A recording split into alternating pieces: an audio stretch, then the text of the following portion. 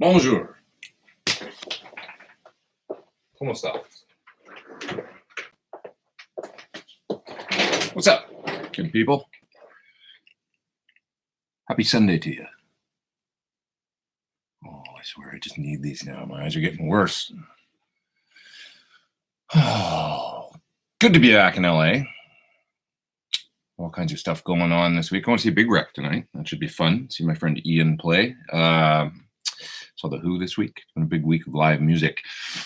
And diving right in, Carl Wagner says, do I run my compressor before or after the overdrive? Always before for me. I don't like running compressors after because they boost noise. L. Scott Music Lawrence here. My knees hurt is here. Mike from The Art of Guitar says, being late is not something a professional musician should do. Is that a dig at me? I was a little late. I was just waiting for the Keurig to finish. You know, I'm not a late guy. Okay, I was a little late, but I'm an on-time guy. I try and be more of a like show up early guy these days, especially when it comes to like work situations. But in the past, I would, I had to learn a hard lesson with being late. Like when I used to work at a music shop for a while, I remember the owner, I would show up, if the store opened at 10, I would show up at 10 and I'd be opening the door, which meant that I wasn't really open until 10:03. And he would say, it doesn't really work like that. Like being on time for a 10 o'clock opening means you show up at 9:50 and that door is open at 9:59 and 30 seconds or whatever, and I took that to heart. I needed to hear it. Maybe I needed to hear it today. Maybe I need a little re-education in what it means to be on time. But I appreciate the sentiment. I do. I'll take that little bit of tough love from you there. My knees hurt. And, I'll try and relearn some old rules. Okay, what else? Hey, Ben's here. He was the first one in the chat. Hi, Ben.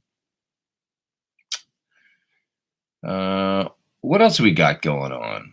Yeah, I saw The Who this week. That was a lot of fun. Down in San Diego. I'm actually going to see him again in the Hollywood Bowl, which would be amazing, I think. So looking forward to that. My buddy John Button rocking the bass. He sounded great. It's a trip seeing John Button with The Who. And my friend Lauren Gold as well on keys. Killing it. Both those guys, good LA musician dudes. Okay, let's see what else we got here. Moving down. Nice haircut, says somebody. Yeah, I had to do something different. I like it. I'm into it. I'm growing it out a little bit. So this is the interim whatever. I appreciate that. Hey, Pete, have you ever heard of Egnator? I know Bruce. I have a M4 preamp. Kind of the original, the precursor to the whole synergy idea I have. I used it on tour quite a bit back around 2009 and 10. That was my rig, kind of the last rig I used with Chris Cornell, as well as I used it with Melissa Etheridge and with Don Henley for a while. That Egnator combined with a PT. Brought my glasses.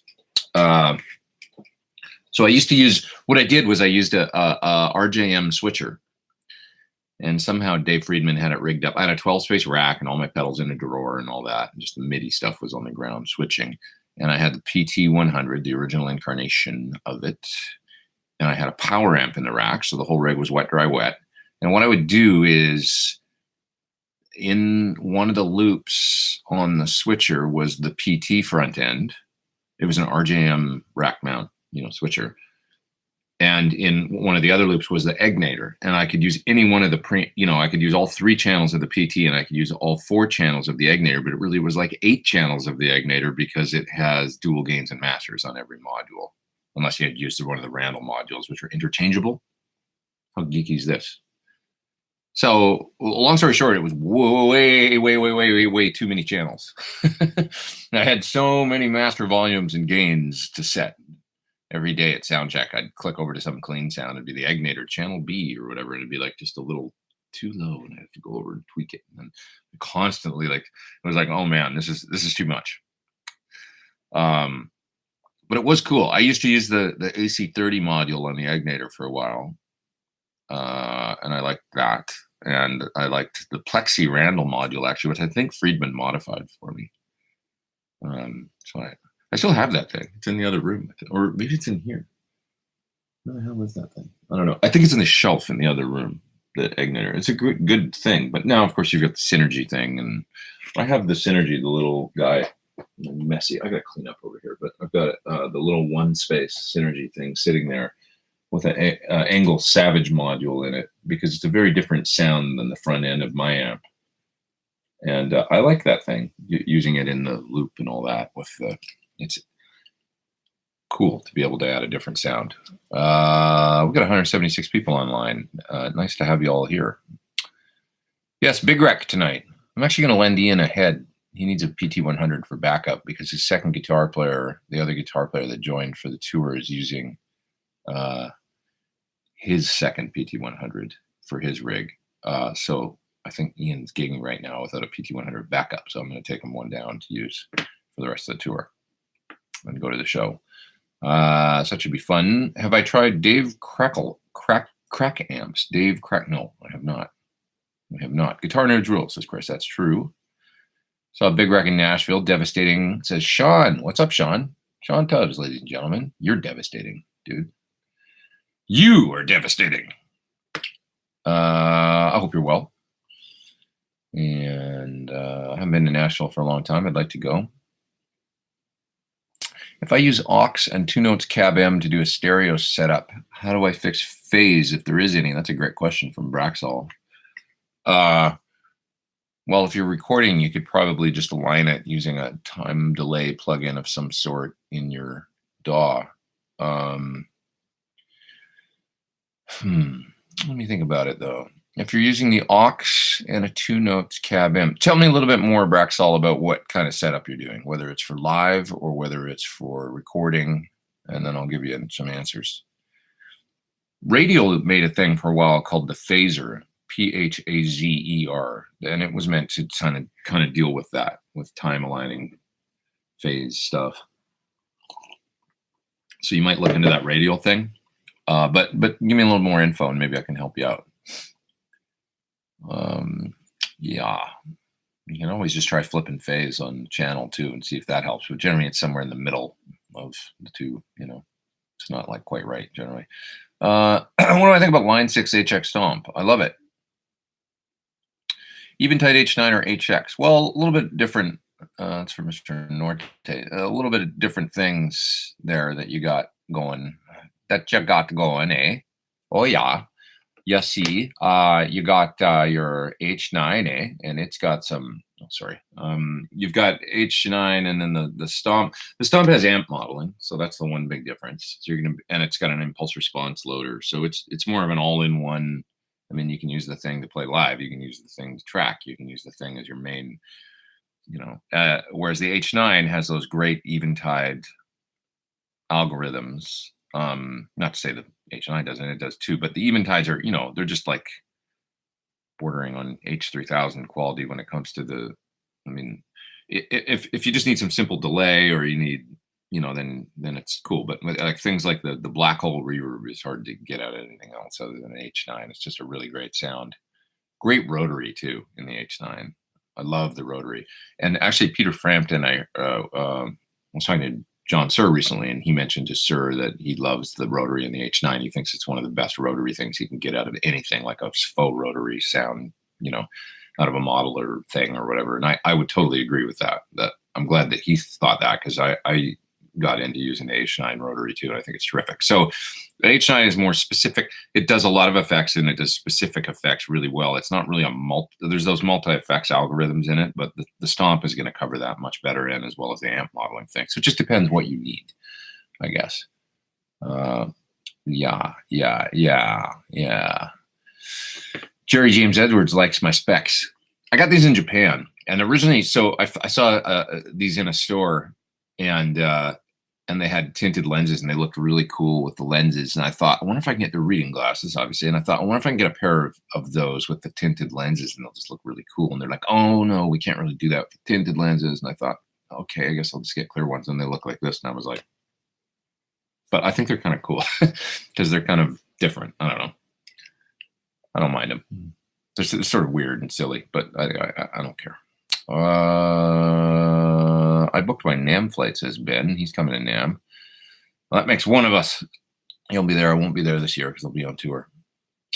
I'm going to miss it. I'm sorry I'm not going to be there. It's kind of bummed me out for whatever reason. It's not like I won't be at one next year. I can go to that.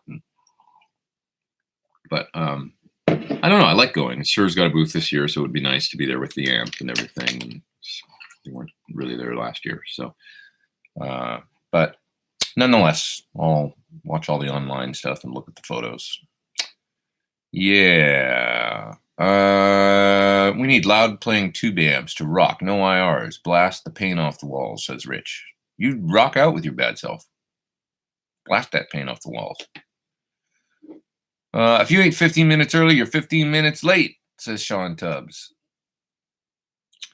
Got Torn a new one when I first started touring with Carrie Underwood. Yeah, I mean, you definitely, if you're showing up for rehearsals, you're showing up, there's always, you got to have time to BS. I know Nashville's a little different too. It's probably a little gnarlier than LA. LA's a little more lax in rock and roll, and Nashville's like on the clock. You show up on time, you quit on time. There's no going overtime either, is there, Sean? Like sessions and stuff. It's very regimented that way, I know. How was the Who show, says my niece heard. Well, it was great. God, Peter and Roger, just amazing at their age, 74 and 75, I think. Pete still windmilling like crazy and jumping around, and he did a couple of the things and all that, and Roger sounds great. Pete sounds great. His voice, it's like he's saying Eminence Front. He did it in this really like ballsy, like they're doing everything in original keys, and they sound just, I don't know, just really, really, really, really good, to tell you the truth. Downsides, I wish the drums were a bit more. He's an amazing drummer, but they're using the Roland drums on this tour because it's with the orchestra. And I wish that wasn't the case. I wish they were just dealing with the bleed from the drums and whatever, like orchestra be damned sort of thing. It's the Who. Even if they put the drums behind plexi or whatever. It's just overall, it was a little polite sounding for a Who show, and I think that they should let it be a little more raw and raucous. That would be my only criticism. But everybody's playing. There's so much more right going on than wrong. It's great to see a band, those guys performing that music and just kind of killing it at their age. It's just I was smiling the whole time. I mean, the Townsend's a huge reason why I picked up the guitar. And I just, it's a thrill. And I'm going to be stoked to see them again this week. And it's a thrill to see my friends up there playing with them because it's so full circle for me. First song I ever learned was Can't Explain on the guitar. So it's really weird and cool. And it just makes me feel like, well, I'm not playing with them, but it doesn't matter. It's like some of my best friends are up there doing it. And it's like, yeah, we've arrived. Like, this is great. Like, I don't know. We stuck it out, and there's Lauren and John up there. They're killing it, and they sound great, and I'm so proud of them. Anyways, Mateus says, sorry, am I saying your name right? Matthias. I say Mateus because Mateus Asado, but I think it's Matthias maybe. First time commenting, he says, "You rule." Thanks, man. Been watching your videos for years. I appreciate that. Thanks for watching. I had the same experience working for a music store. Thanks for all you do. Yeah, being late. Yeah. It's like job, get there. I don't know. It's like you put pride in everything you do, I guess, is a good thing, right? And show up on time and all that. If you took the job, then do the job good. And I should have been more on time today because I said it was going to be 11. But I needed my coffee, and I'm sorry. Without the coffee, you don't want me. Trust me. It's just an excuse, isn't it? What I need is a good whipping, says Garrett.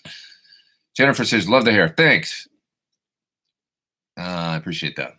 Vote of confidence on the hairdo. How did the UK clinic tour go? Says George. It was great. It was a lot of work, and I probably next time would just go 2 weeks maximum, maybe, because it was a month, and it was like, it's a little like being a traveling salesman. You're going around to stores instead of playing gigs. And you're showing up and talking a lot about gear. And there's a little bit of music, like I'm playing and stuff, but it's also a lot of talking and a lot of sort of, the great part is meeting people. I mean, people are so nice, and it's nice to get out of social media land and meet people in person, no matter what, because we do so much of this social media thing, and it's just kind of impersonal. I mean, this is great doing this, but it's great to get out and actually meet people and put uh, uh, faces to the names that you see on the internet and all that, and just interact. I don't know, it's cool. So I had a really good time learning, what I would do different the next time and stuff, because I've got more stuff coming up. So, but overall, once I got in my groove, it was really, really fun run, and saw some neat places I've never been. I've certainly never been that part of Italy before that I was in at the end. It was down around Naples, and I got to go to Positano, and we saw the video I put up yesterday or 2 days ago. It had a little bit of the Amalfi Coast and stuff like that in it, which was unbelievable, stunning. So that was fun. And I guess I haven't been in Scotland for like 10 years, and it was fun to get up there. The Guitar Summit show was amazing. It was a lot of fun. Had a good time. And what else? Let's see. What do we got here, guys? Have I had a chance to try the Sort Aura? Yes. That's Jonathan. Yeah, it's great. They're beautiful, meticulous, gorgeous guitars, and not a lot of people mention enough, maybe, that have played them, about the fact that it stays in tune perfectly, because it's got the straight string pull and not quite as much angle at the headstock. So it's just a real playable, 24 and 3/4 scale guitar that they sound great, and they're meticulous, with the construction. So it's just a really gorgeous guitar. Someday I will have one. PT59R finally arrived in Bangkok, says Jim. Still waiting on the cab. You like it? I hope you're having fun with it. I hope you're having a good time with it. Somebody said, did I meet Pete Townsend? Not yet, but I think hopefully I'm going to try and make that happen at the Hollywood Bowl, because I'm sure they did a runner right after the gig. I saw all the other guys, not Roger, but all the band guys I saw before the show.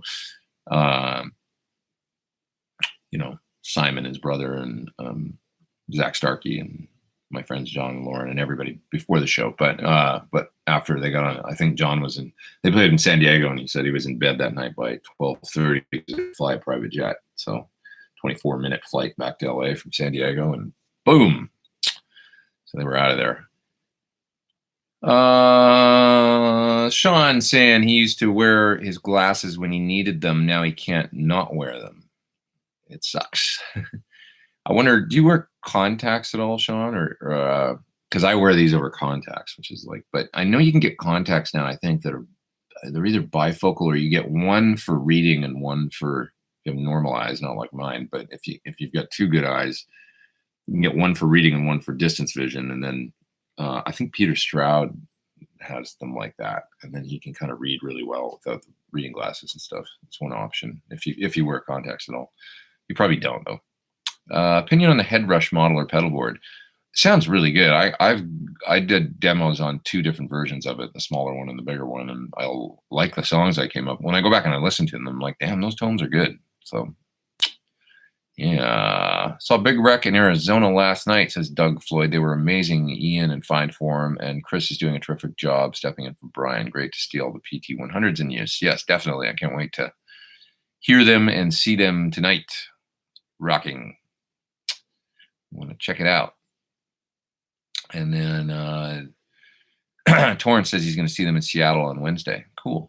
Well, I'll see him tonight at the Tarragon Ballroom. If anybody's going down in LA, I'll see you there. Did I watch Liam Gallagher? Yes, I did. I'm on a little bit of a Liam and Noel kick lately, actually. And so I made sure to see his whole show. I thought he was great. And the lights were really dark, and I think he wanted them that way because he was complaining at the beginning when they first started about the lights. And so the light guy changed them, and they ended up really dark. So it was a dark show, but It was cool. I like the new single that he's got out. Newish single, I guess. I'm a fan. I like the Gallaghers. I like Oasis, and I'm more interested in them now actually than I ever have been. Like especially Noel and what he's done the last few years. The album that came out in 2015 or 2014 maybe. God, it's just time flies, man. But the High Flying Birds album that came out in 2014, I think it was. I love that record. I can't remember the name of it right now, but he's had a couple since then. But that one in particular, I really like, and I just find them to be more. They get interesting as they get older, even more than they're. I like some Oasis though too. I like that kind of music. So, what do I think about the Pink Taco? I think I want to buy that amp. I think it's great, but wonder what I think. It's like a little mini BE sound, you know. It's a great little hot rod thing. Yeah, if you want a little mini BE, a little mini drive monster, it does that tone really well. You know, and I'm a fan of that sound. Ask to Munchie says, "Hi Pete, how loud is the PT15? Looking to buy a new amp for home studio and potentially gigs without front of house. What size venue do you think it could handle?" Well, with a medium loud drummer, it works pretty good. I mean, it's kind of I don't know. Some of you guys in the chat maybe were at the clinics and heard it, or some of you guys have one. Let them know what you think. I think it works good. It's an amp with headroom and punch for 15 watts. It's not a Princeton reverb or a deluxe or something. It's got enough volume that it's about as much volume as you can probably get away with in clubs these days. That's what I think. In a club anyway. It's like, you know, it's if you got a drummer that's hitting the kick and snare and rocking out, it hangs right in there. I don't know how else to say it, you know, like not if you get a, you know, ballistic loud crash cymbal kind of guy or whatever, maybe not, you know, but if it's reasonable, you know, I think you'll be okay. I'm sold. I played it with Henley in San Diego at a gig, and I didn't even have the master cracked to be on 3 or 3.5. All of them, channel masters and the overall master, and it was a right volume. Now he likes a quiet stage, so it was perfect for that. But really, that's when the amp sort of comes alive around there, and then between that and about 6, like 1 o'clock on the overall master, is when you've about reached maximum volume, and then you start to get dirtier after that. So there was plenty of headroom left. Yeah. Alrighty.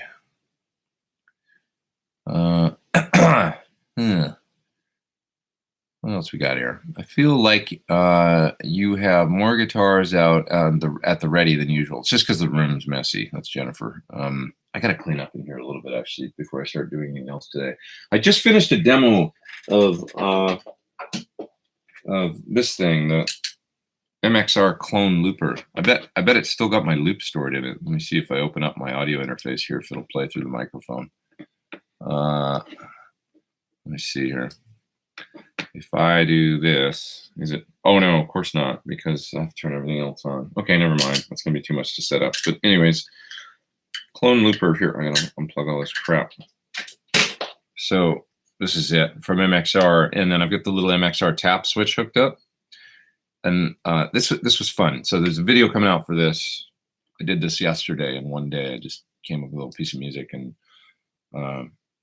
and then, you know, layered sound on sound and did reverse stuff and dropped the loop in and out and all that kind of good stuff that you can do with units like this. But anyway, simple, good, high fidelity looper.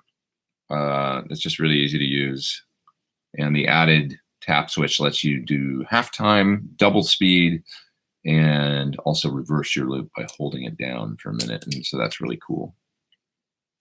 So that's coming. Not really much of a looping guy. Like I haven't done a hell of a lot of that, but I like the little thing that I came up with for it. I think it was pretty cool. You'll hear. It's me. It sounds like me.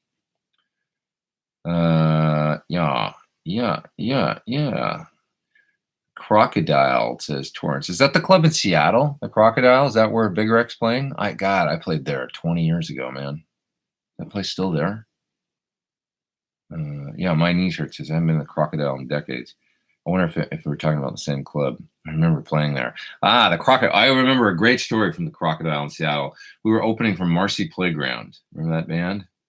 I smell sex and candy. Yeah. That was terrible. Anyway, opening for Marcy Playground in a band I was in called Blinker the Star. I always remember playing the gig, going out in the crowd after the show to watch Marcy Playground. And I walked out and some guy, you know, the thing where people go, hey, weren't you just in that band up there?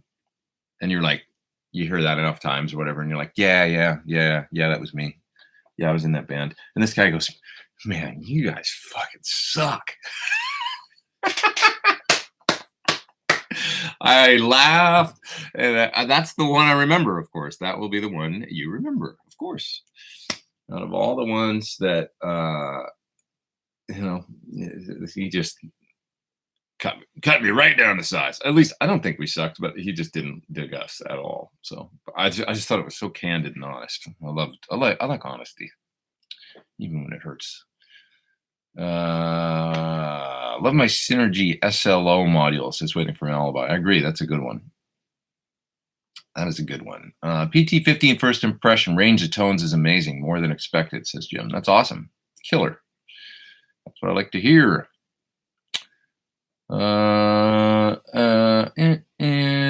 Lauren says, how would I suggest you make your Synergy 30C mono effect send into stereo or dual mono so my MXR reverb will be true stereo? Well, you need a second amp to go into the return of, so just another amp with a and cab. I'm hiccuping. Sorry. You need a second amp with an effect return. That's how you do it. So you come, you know, out of the one send, amplifier effect send into your MXR. One stereo output of the MXR goes back to the Synergy, and the second output will go to a second amplifier's return. The only trick is you need an amp that's then got a volume control after the loop.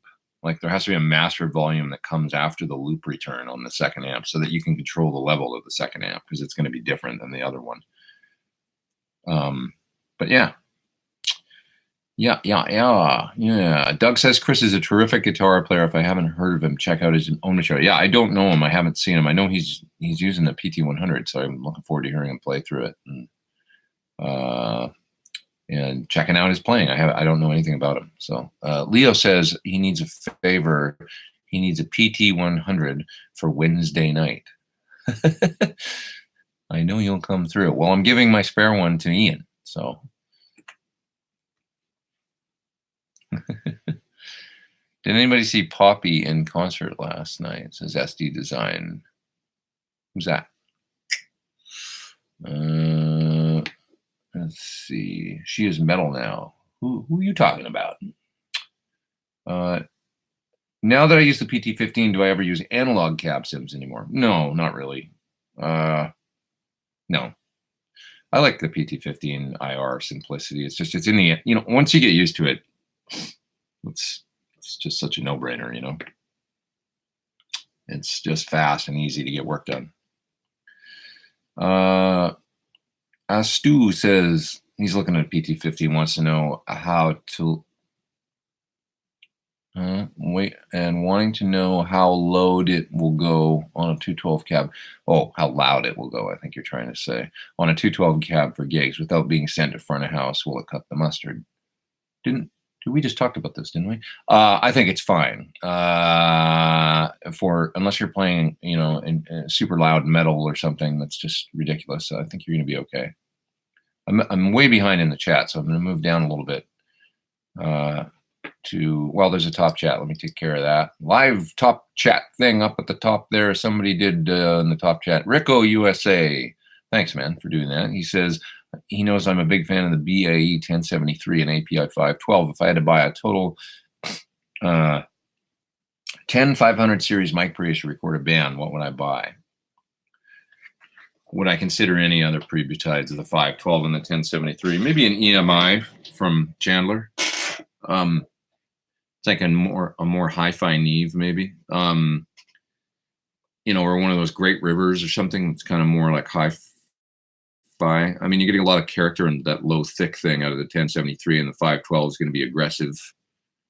500 series, yeah, I would probably get like 4 channels of Neve and 4 channels of API, and then 2 channels of something else, maybe an EMI and a Great River or something like that. And then you've got a couple flavors there from vocals and different things. Yeah, that's what I would do. And you got it all covered. What more could you want? You'll never need another mic pre, honestly. What else we got here? What do I think of treble bleed circuits? Well, I love the ones in the SIRS. What are the advantages and disadvantages, says Alwyn. I don't see any disadvantages. He's got it so tuned in with the cap resistor that he uses, whatever his formula is. It's like, it just sounds like the guitar, but turned down, which is what you want in my mind. So I don't see a disadvantage, honestly. Yanni says, your song Dirty Town and Pete Thorn 2 is awesome. Thank you, man. I love your style and playing. Thank you. Always stealing looks from your demo songs. Thanks, man. SD Design says he misses the 80s. I do too sometimes. Every now and then I look at a video. I was watching a Def Leppard video yesterday it was on the Gear page. Somebody posted it from 83 or something. It's from like the Pyromania tour. Not a big place. Someplace in Germany they were playing, and it was really well recorded and shot. It's on the Gear page if you want to see it. And they sound so friggin' good. Joe Elliott's like singing his ass off in this video. He sounds great, like just rocking. And I actually forgot what a good guitar player Steve Clark is. Everybody thinks about him. He plays a solo in there, and it's great. It's like I always think about him like a rhythm guitar player only, but he actually played a few. Not that there's anything wrong with just being a rhythm guitar player, but just when I heard him playing the solo, I was like, man, he sounds really good. Like he's kind of very like just classic sounding and accurate, and even compared to Phil, who's great in that context in the band, but he was more wild and kind of supposed to be the flashy guy or something, I think. And Steve was more like meat and potatoes, Les Paul, cool solo that he played. I thought it was really great. Anyways, the Who were promoting the album It's Hard in '82, says SD Design. I remember them doing a song called Athena. Not sure you're talking amongst yourselves. Okay. Have I ever played a real Dumble Overdrive special? Yeah, I played a few. Would I ever pay such a price for an amp? Not a chance in hell. I'd buy another house first or a home. If I had, if I was worth multi-million dollars, then maybe I would. But no, probably not. I don't know. It seems like crazy what those things go for. But if you're a Clapton or John Mayer or something, you can afford it, I guess. So, low foam cappuccino from Mr. Thorn in a Starbucks voice says SD Design. Thank you, good sir, up in the top chat. I appreciate that. I will take you up on that. That's exactly what I'll do. Oat milk. That's my new thing. Oat milk and coffee. It's absolutely delicious.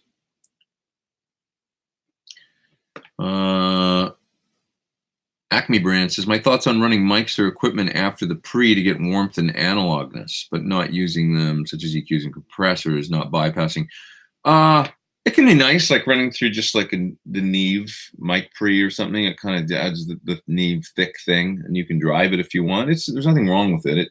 It sort of just sounds like the same sound, but more or something. I don't know. Maybe it's just, I like doing stuff like that occasionally. And then sometimes I'm just like, I just run right into line in on my interface. But it does sound good. Like running, for instance, right now I run the PT15, even though it's not necessary. I run it into my Maris, which is kind of like an API. And so right out of the line out into the mic level in on the Maris, but then it's got a switchable mic and line. I am doing that.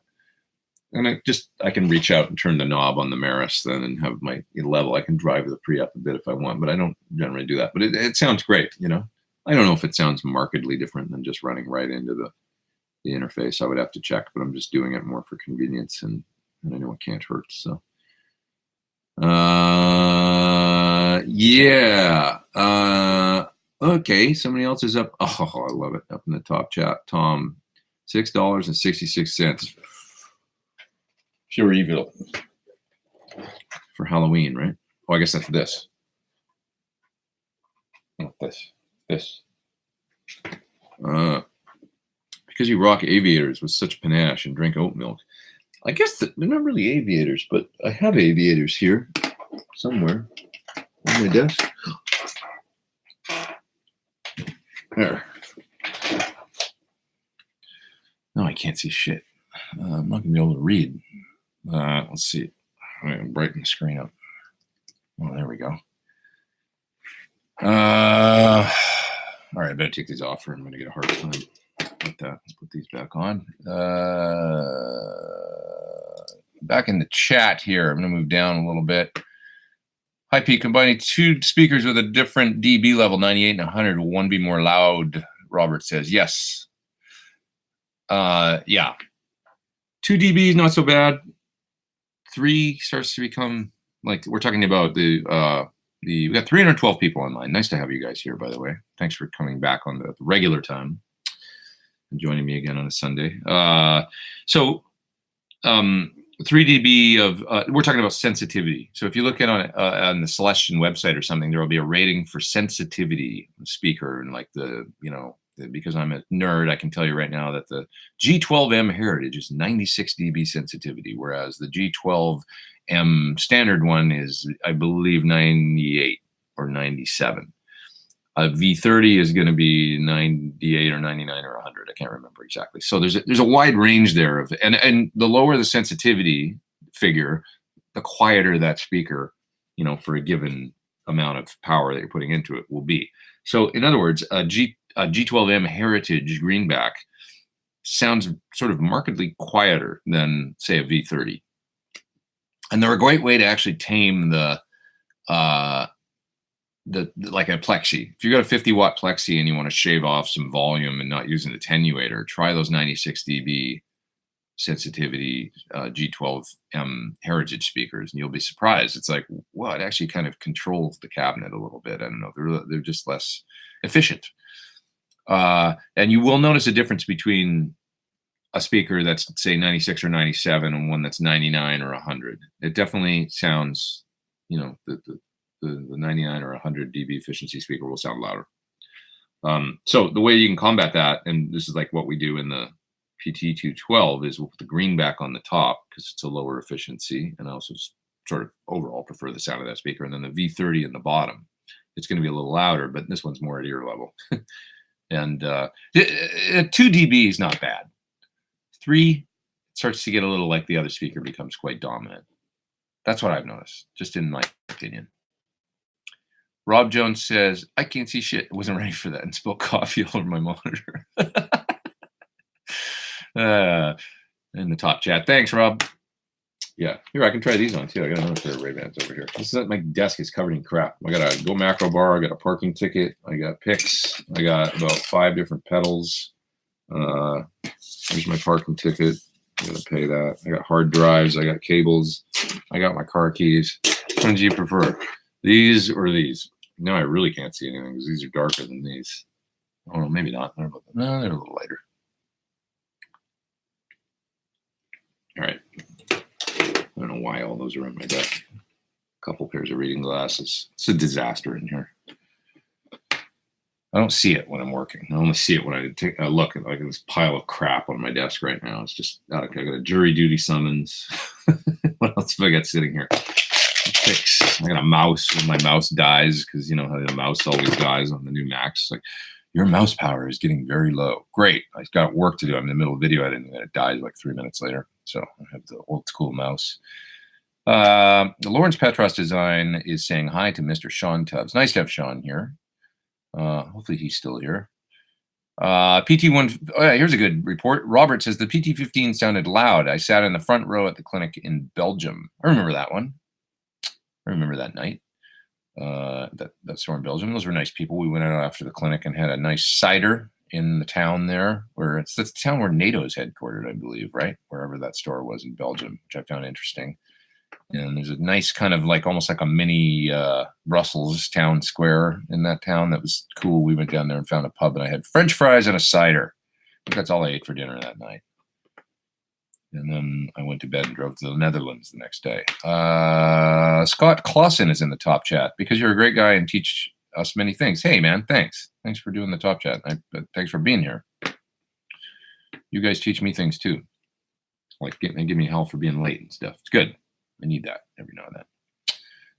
Yoni says, if I had a 1 to 1.5K budget, would you go for a head and cab or a combo? Well, it depends what kind of music you play. If you're doing a lot of coffee house gigs or like, you know, playing with pop artists or use a lot of pedals for your tones, or, you know, you play in a country band or that kind of thing, there's a bunch of reasons why I would get a combo. You know, you do gigs where you're not mic'd, is a good reason. Another reason to use a combo, because you'll find that the amp will spread all the way around the back and everything, you know. Like if you're playing a little, like you're doing coffee house gigs or low volume kind of stuff, or, you know, stuff where you're just, like it's amazing what you can get away with even a Princeton reverb or a deluxe reverb style amp or a Cerbella or something. Cerbella's loud, actually, it's 50 watts, but, you know, even something the size of a deluxe reverb or something at 22 watts, it can be more than enough for a lot of gigs, and it's easy to tote around. It's not that heavy. But if you play rock, you know, and you want that sounds like anything from AC/DC to, you know, hard rock and metal and stuff, then you kind of need the closed back cabinet and the head. A head and cabinet is always just quite versatile, you know, because you can always use an open back, even an open back 112 or an open back 212 or 210 or something, with even something like the PT15. Or you can use closed back and get that. Now, so generally speaking, I go for because I'm really a rock player, I go for the closed back stuff. But I do appreciate a nice combo and a nice open back thing and what they do. Actually, the last gig I ever did with Chris Cornell, I experimented a little bit with I had two PT100s running in stereo, and I used an open back cabinet and a closed back cabinet. I thought it worked really nice, actually. It was nice for his music. I had an open back with maybe 65s. Maybe it was my Hedgehog cab. I can't remember, but I took an open back cab and then I ran the other amp with the closed back with the H75s, PT closed back cab. Just something I thought I would try, and I thought it was pretty cool. Because, you know, there's certain songs of his where it was like you play Hunger Strike or something.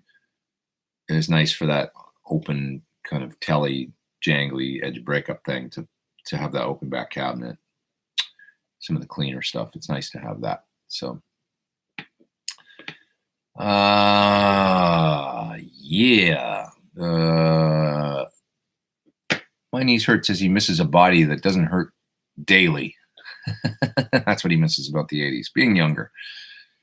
Yeah, my back, man. I got to start doing some back exercises. I know the ones I got to do too, and I'm going to start doing that this week because my lower back's been giving me hell. Like, it's just part of getting older, though, isn't it? I can't afford your Sir rig, says Yanni, but I love your sound. If I have 1 to 1.5K, what would I recommend? Love your playing music. Thanks, man. Thanks, Yanni. Appreciate that. 1 to 1.5K.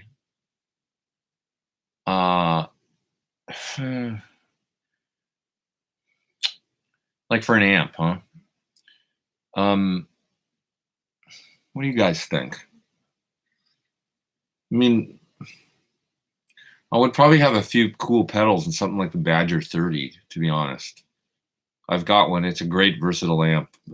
You know, I would just explain my whole combo thing too. It kind of depends on what style of music you play. But I would look for something like maybe the Badger 30 and set it kind of edge of breakup or crunch, and then hit it with a pedal and then roll down for clean. Hit it for a pedal for leads, roll down for clean, that kind of thing. What else for that kind of money?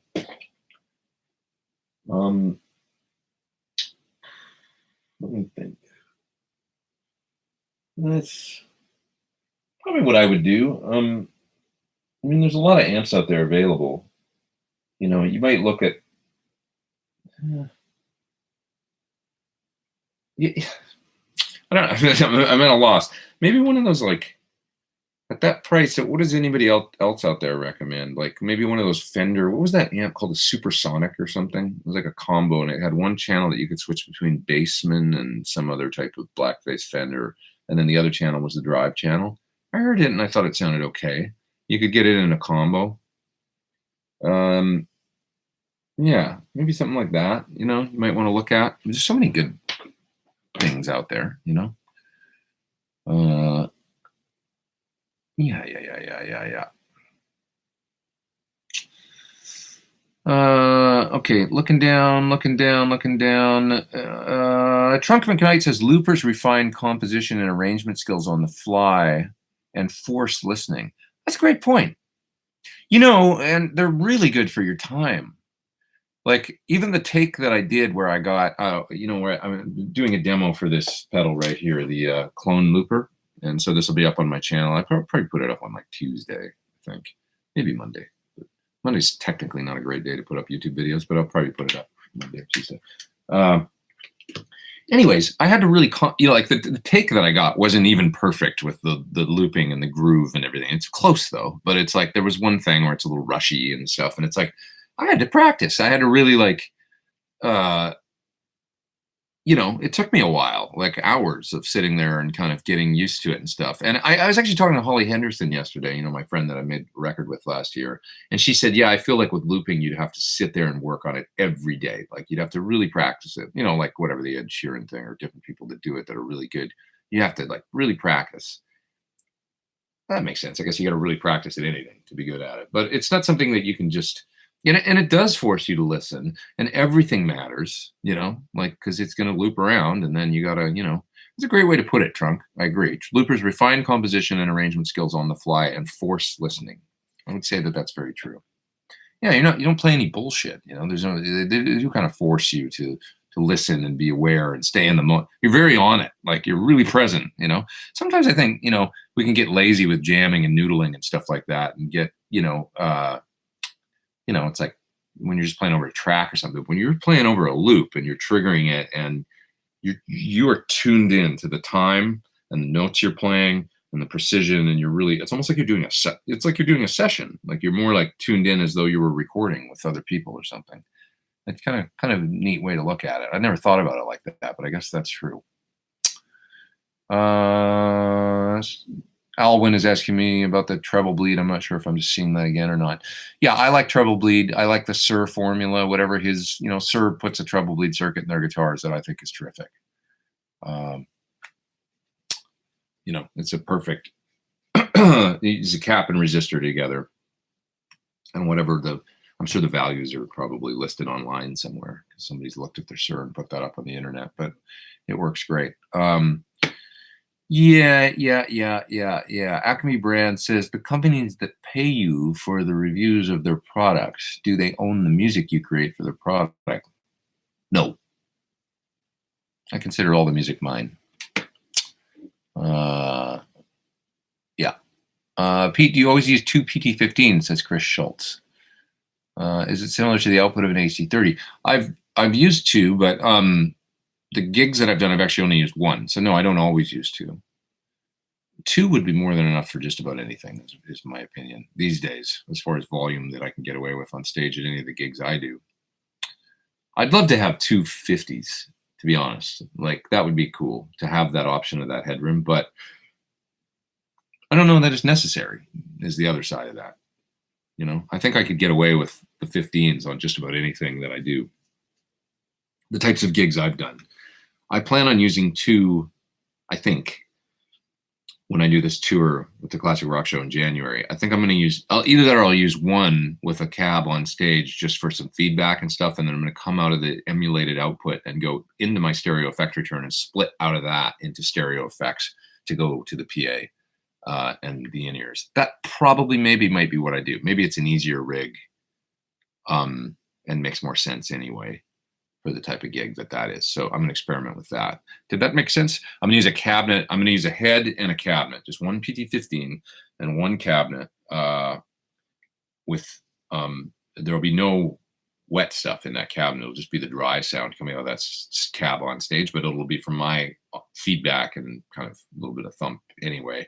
And then I'm going to come out of the emulated output and go, so the cabinet won't be mic'd. I'll come out of the emulated out and go to the input of my first H9 on my pedal board, I think, and then it'll split stereo out of that into the second H9 and the Boss DD500 and it'll come stereo out of that, and I'll send that to 2 DIs and go to the PA.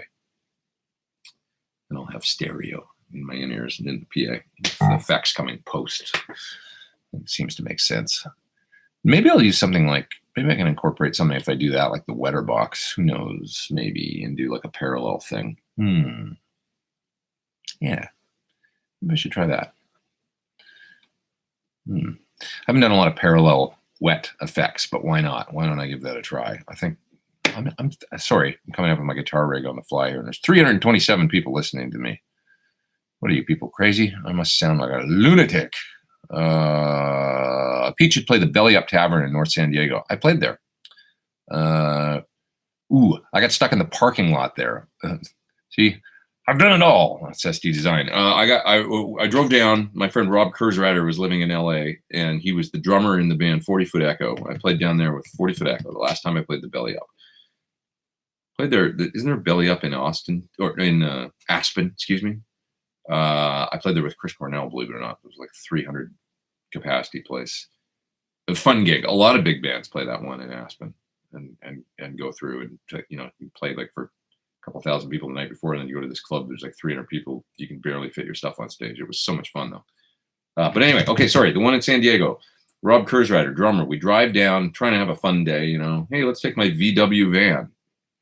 73 VW van or whatever. We drive down from LA to play the gig in San Diego because it was close.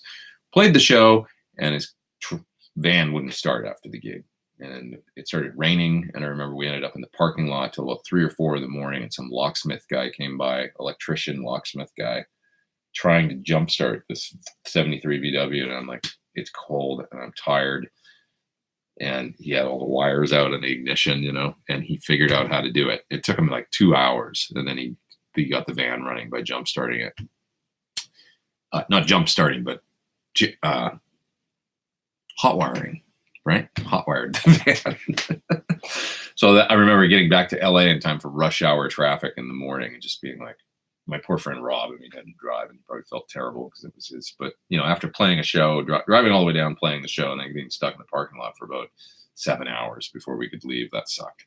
That's my memory of the Belly Up in San Diego. But I remember the gig being good.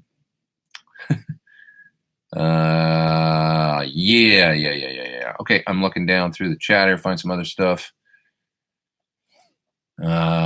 Maybe you already discussed this. Thoughts on the Gibson Chris Cornell ES335? It looks awesome, says Mark. I agree. Looks pretty cool. I know a couple people that have them. I like those pickups. The only ones I played are his. I remember being at his house in.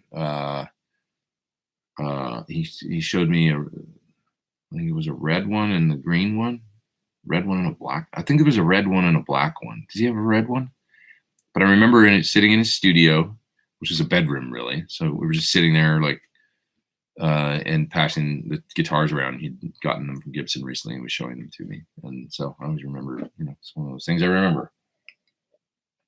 Sitting there jamming on the edge of the bed with his 335, reading.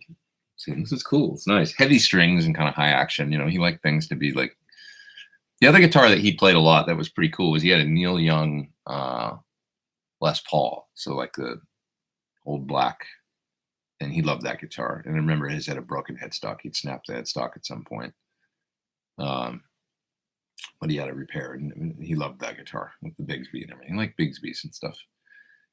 You'd never catch him with a hot humbuckers and a Floyd Rose or something. It's not his trip. He liked Bigsby's, and he played those Duesenberg guitars sometimes too. He liked those. Yeah.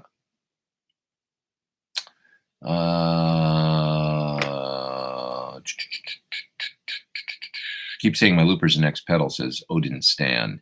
Yeah, check out this MXR. It's nice. I'm a fan of that. I'm a fan of the one I've used, the Ditto from TC. I've used that for years as well. That's real nice. MXR says supposedly this one's the highest fidelity kind of one. That's a simple one out on the market, the clone. But I got used to it pretty quick. It didn't take me that long. Somebody's asking about what guitar supports the blues the best. That's Kurt. There's this, you can be Freddie King or you can be Stevie Ray Vaughan, or you can be Albert Collins. There's not really whatever you think. you know, whatever you, and then you could be, you know, Jack White too, right? It's basically playing the blues. It just depends. There's no right answer to that question, unfortunately. Or you could be Gary Moore, you know, or Peter Green on the same guitar. It just depends. So I guess you have to ask yourself which type of blues music speaks to you the most. You know, like do you like B.B. King, or do you like that high octane, cranked up, you know, Stevie Ray Vaughan, you know, thing or whatever. And then it would steer you down the road that, you know, what type of guitar. It's, you know, somebody like Bonamassa, obviously he uses both. Sometimes you see him with his Strat. He has a real affinity for Strats and Tellys and stuff, but also mainly seems like 65% of the time he's playing Les Pauls or something along that line. So, yeah.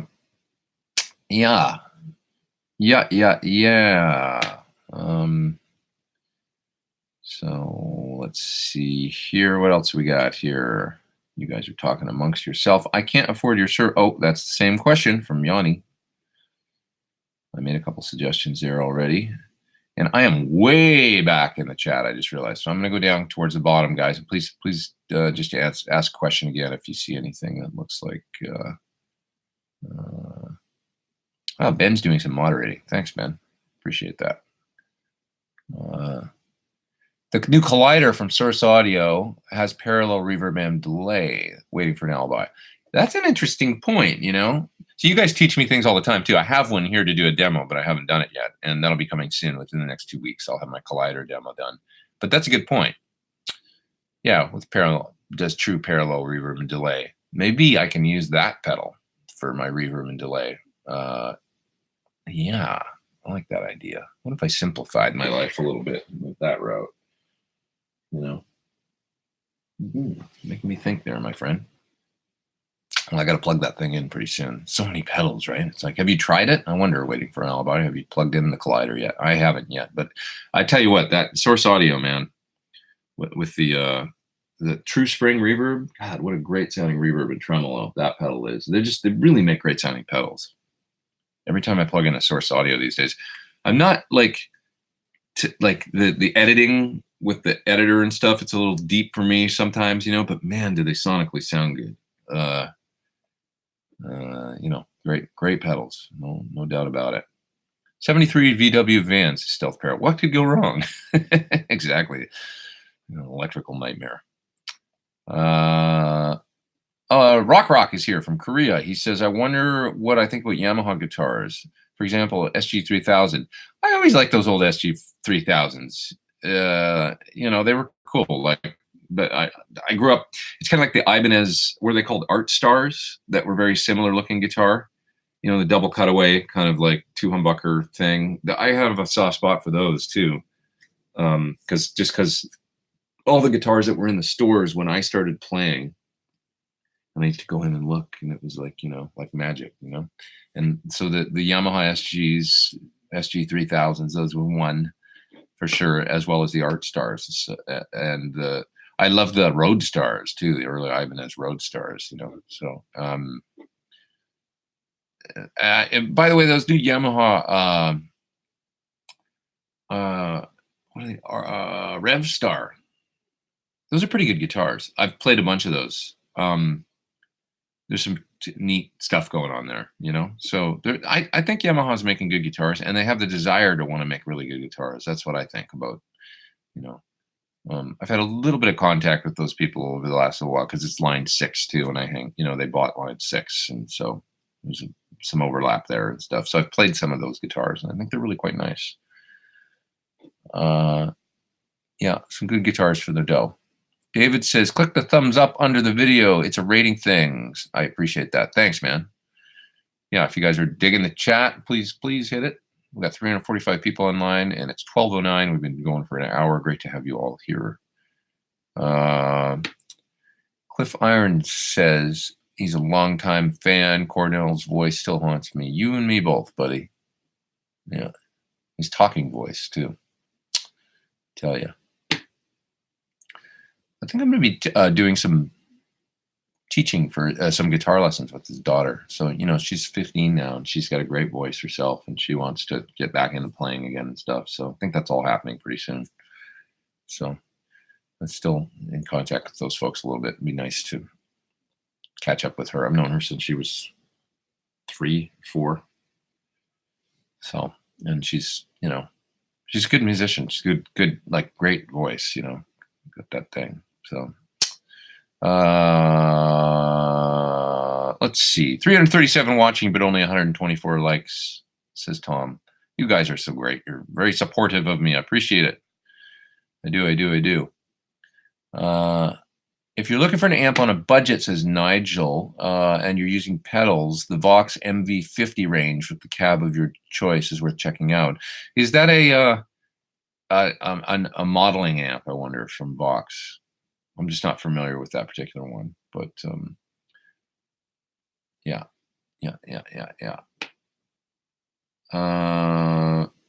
John, Rock wants to know if I've ever met John Frusciante. I never have.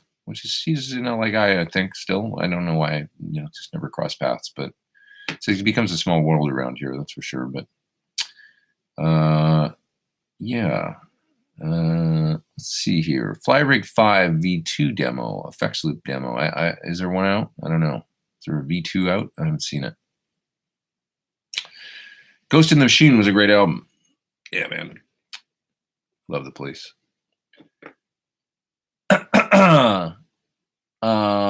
Somebody's asking me about Chris's state of mind.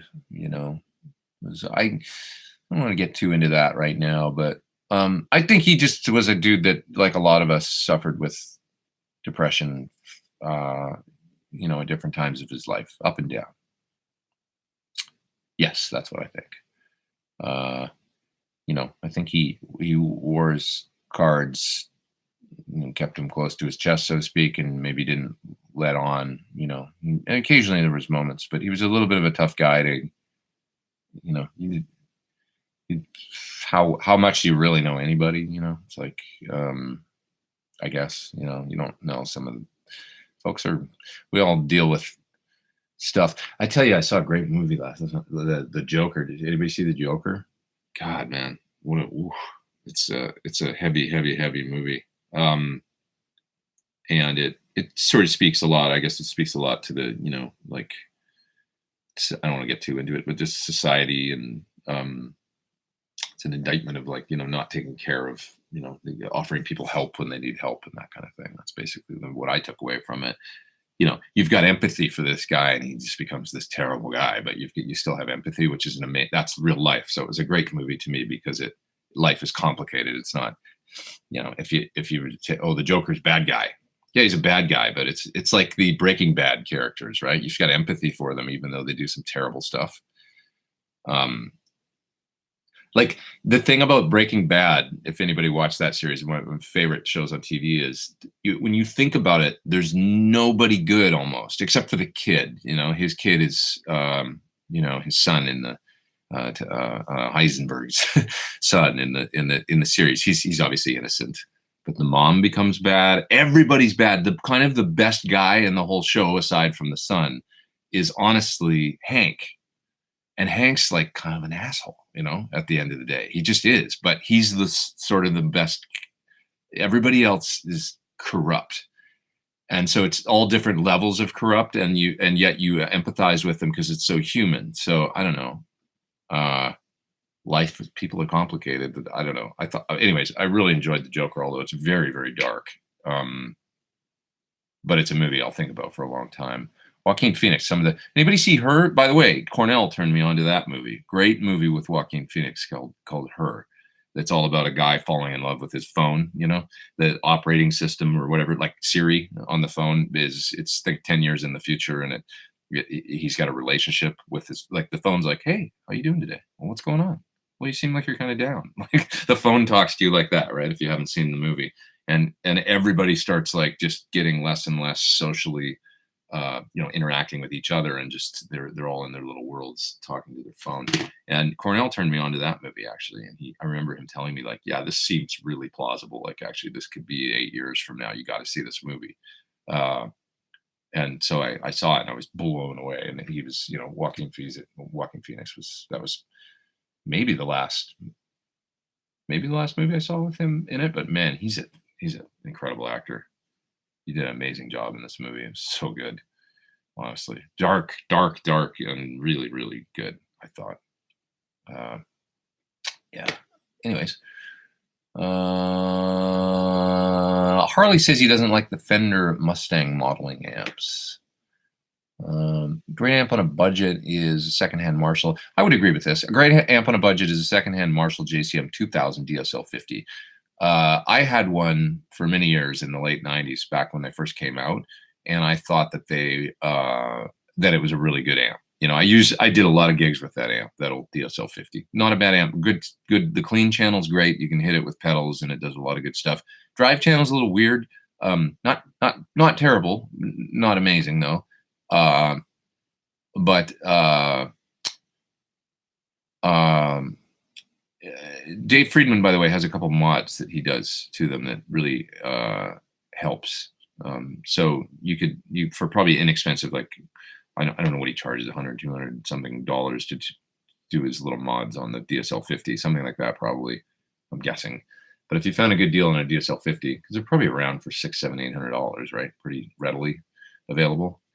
I agree. It's a pretty good amp for the money. Probably made like crap. I bet if you look at the inside, it's nothing, but hey, mine was good. It was decent. One nice thing about a DSL 50 is they're easy to find places for rent. That was one thing I liked about it. The types of gigs I was doing back then, a lot in the late 90s, I'd have to fly to New York and do a TV show or something, or fly here and do a one-off. And it was an easy amp to rent, and I owned it, so I knew the way it sounded. So it was a good backline kind of, amplifier. Not bad. Let's see.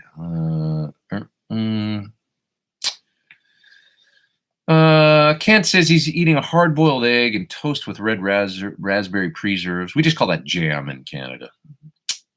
But I hear you. OJ and coffee. Late club gig last night, watching football, and you have a great day. Thanks, Kent. And how was your gig? I hope you had fun. Got to get out there and play. It's good to get out and play. Okay. Yeah. Rick K says, going to see the Joker movie tomorrow with my daughter. She loves comics. Make sure she's can deal with, it's pretty gnarly, dude. So, I hope she's not 12 or something. That's all I'm saying. If she's 17 or 18, she'll be okay.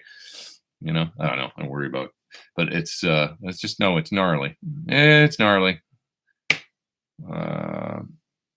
Pretty gnarly. Who else we got in here? Ivan as artist in Violin Burst. Ordered one in 86. The guitar I wanted more than any other 5 months later. Still hadn't arrived, so I ended up getting Yamaha SG 2000. Santana model. Great guitar. This is Baby John. Yep, they were very similar guitars, weren't they? Really interesting. Johnny says, dude, Her is an amazing movie. The levels of meaning, haven't seen anything like that in years. I would agree. It's one of the most powerful movies that I've seen, and it really, and it came out a while ago. It's just a really great, it makes you think about social media in a different way and where it's heading. I think they did a real service, because it's like, hey, maybe we might want to be aware that this is a possibility, So yeah, if anybody hasn't seen Her with Joaquin Phoenix, check that movie out, man. I thought it was great. Alex B says, thanks for being here. Based on firsthand experience with my 63 335, are there real advantages in playability and tone with vintage Gibsons? Are modern custom shops as good or even better? So thanks for doing the top chat, Alex. I appreciate that. So with the 335, I have it right here. The guitar, this guitar has been modified a little bit. It's by modified, I mean underneath the pickup, it's been chiseled out. Because somebody I think was trying to get to the wiring. When I got it, these were the volume controls, which is normally these, right? So I had it rewired. It's all original pots and stuff. and original pickups, but there was somebody was trying to get through there and do some wiring at some point. The neck is quite thin, but I've played others with a neck as thin as this one before.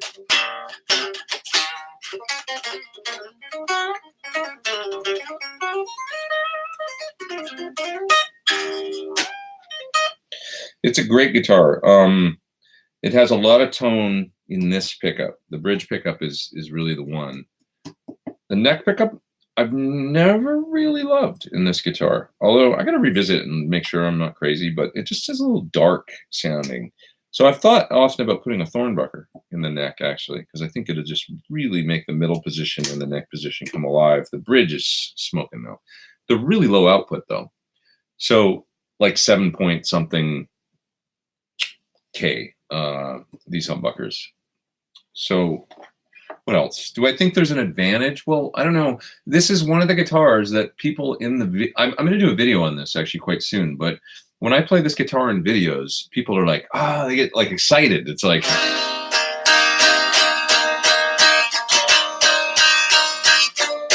people get like they're like, the 335's back, and it's got a real tone that even comes through in a YouTube video for whatever reason.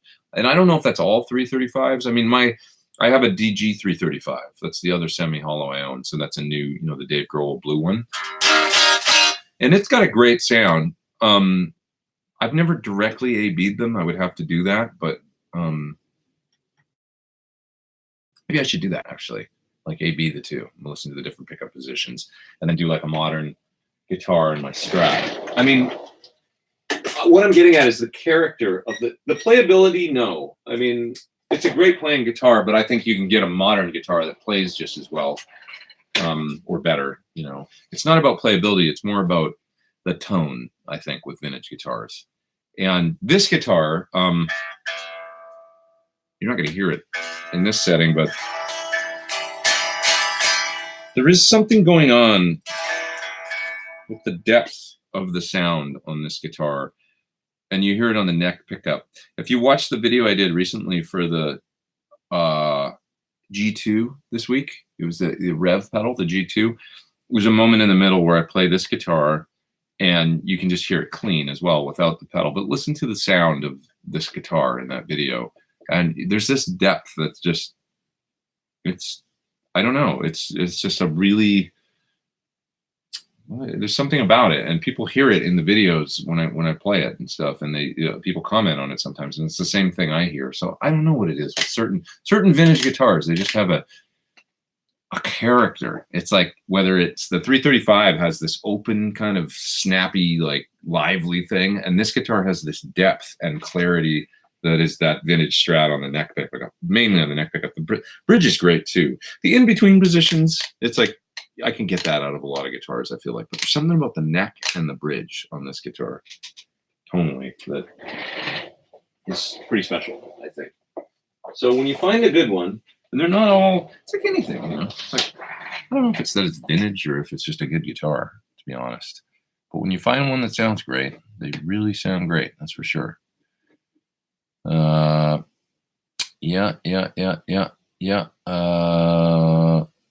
recently, GW says, recently watched on YouTube you and Steve Stevens play 21st Century Schizoid Man. Awesome.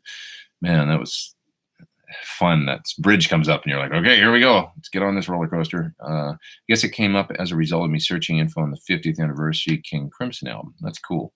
Yeah, I had a lot of fun doing that gig with Steve. Good times. What studio monitors do I enjoy using the most? Says 911. Really? Well, I have my Adams old A7s that I've had forever, and then I have Barefoots, and I like them both. Oh, you guys, I got this set of headphones I got to show you. So this company said, hey, we want to send you a set of headphones, and if you like them, we just do, what companies do these days. Where you do a social media post. And I said, sure. And I got them, and I don't like most. Okay, so I have some nice pairs of headphones, like some expensive ones, but mainly I rely on my old Sony 7506s, which are really hyped in the top end, but I'm just used to them. These headphones sound great. They're called, oh shit, now I'm not going to remember. CM1 or CL, oh boy. It doesn't help much if I can't tell you what they are. Let me find what they're called. I think they're called CL1s or CB1. CB1, I think, because it's for closed back. And they're made by, they're $69. CB1 studio headphones by Status Audio. If anybody needs a set of headphones, these are great, like really great. And I showed them to some friends yesterday. Like, am I crazy or do these sound great? And they listened to them. They're like, no, these actually sound great. Like, really impressed. So you get two cables with them. You get the curly cable. I'm not going to be getting anything other than this, other than they did some. I'm giving you full disclosure. They sent me these headphones, but it comes with two cables, a coily cable and a straight cable, and the adapter to go from 1/4 to 1/8 and all that stuff. Freaking great headphones for $69. I wouldn't say it if it wasn't true. I just wouldn't have brought it up. Yeah. Okay. What else we got here? Metal Heaters here from Northern Ontario. What's up, dude? Moving down in the chat, just hooked up my FCB 1010 to my overloud THU, and it sounds so good. Sweet. That's September Fire. And do I really trust those speaker load boxes? Have you ever had an amp blow? That's George. No, but I only use good ones. So yes, I trust them if they're made to respond exactly like a speaker does. So, but know that, of course, it's no different than cranking your amp into a speaker cabinet, which means you're trying the amp will be fine, but tubes is the main thing. You're going to wear, and if a tube arcs or something like that, or you're pushing it hard, and the tube can always take out a socket or something like that, and a couple of resistors or whatever. But you're pushing the amplifier no different than if you're pushing it into a cabinet, right? So you are driving the amplifier harder and using it harder, but you're not going to hurt the amplifier, George. As if it's the load boxes that are made these days, certainly the one that I mainly use, which is the reactive load and the one that's built into my amp.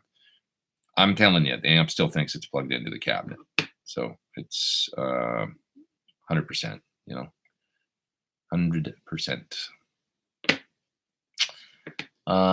Using the aux and 2 notes cab am live and recording, please give thoughts on the phase issues that may come up.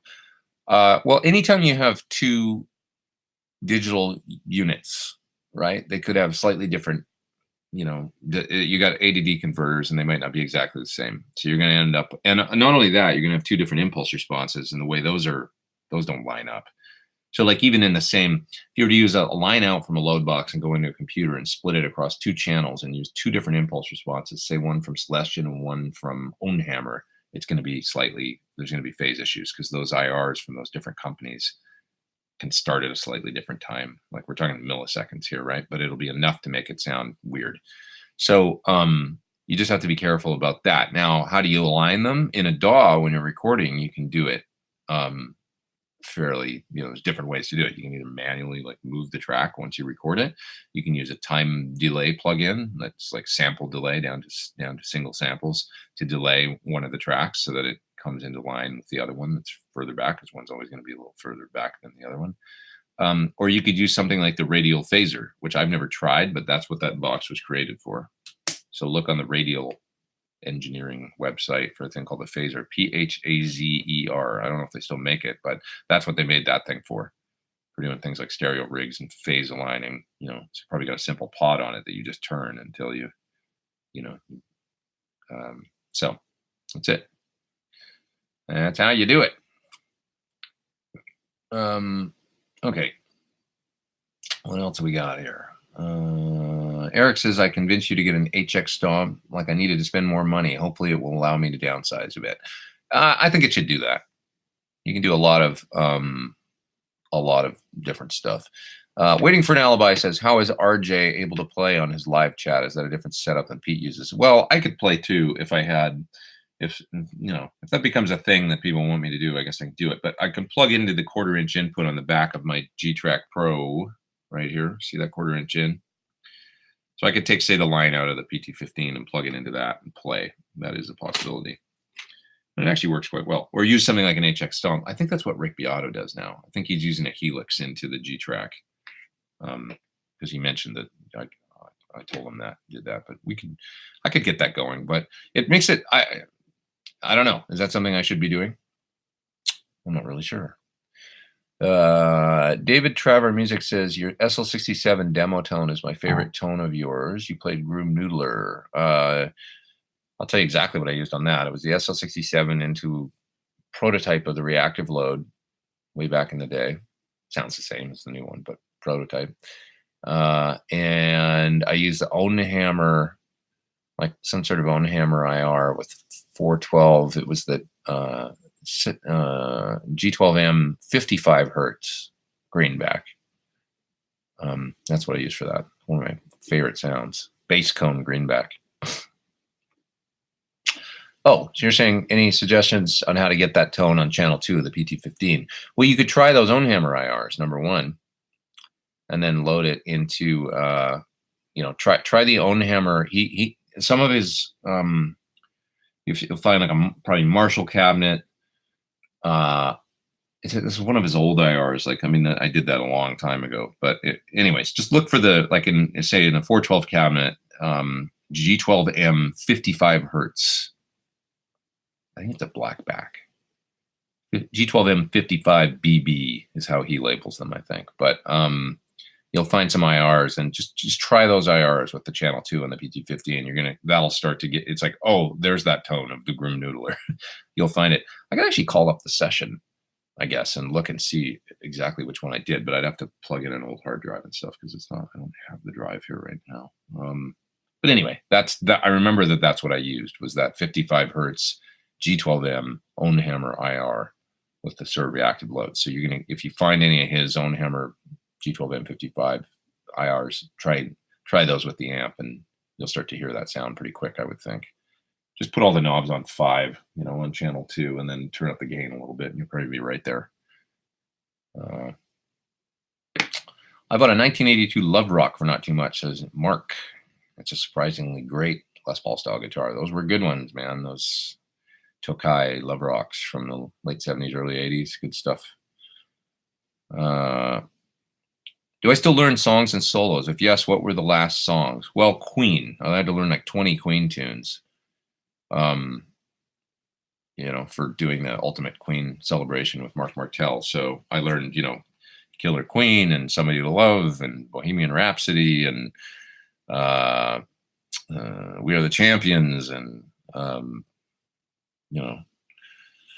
had to record a version of We Are the Champions actually before I even started doing the gig for Adam Lambert. It was for some TV show that he was on. And a friend of mine was producing a track of it so that he could go sing it. And so we exactly recreated it. So I learned it for that too. So occasionally there's cause to learn, songs and solos and things like that. Now coming up in January, I'm doing this tour with Classic Rock Show in UK. And there's going to be a ton of stuff I got to learn for that.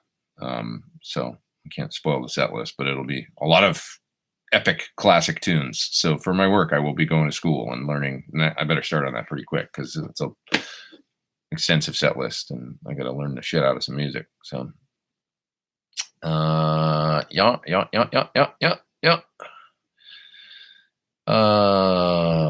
Okay. Doc IC says he got a Chris Cornell 335 tribute, and it plays and sounds fantastic. That's awesome. Yeah, they're good guitars.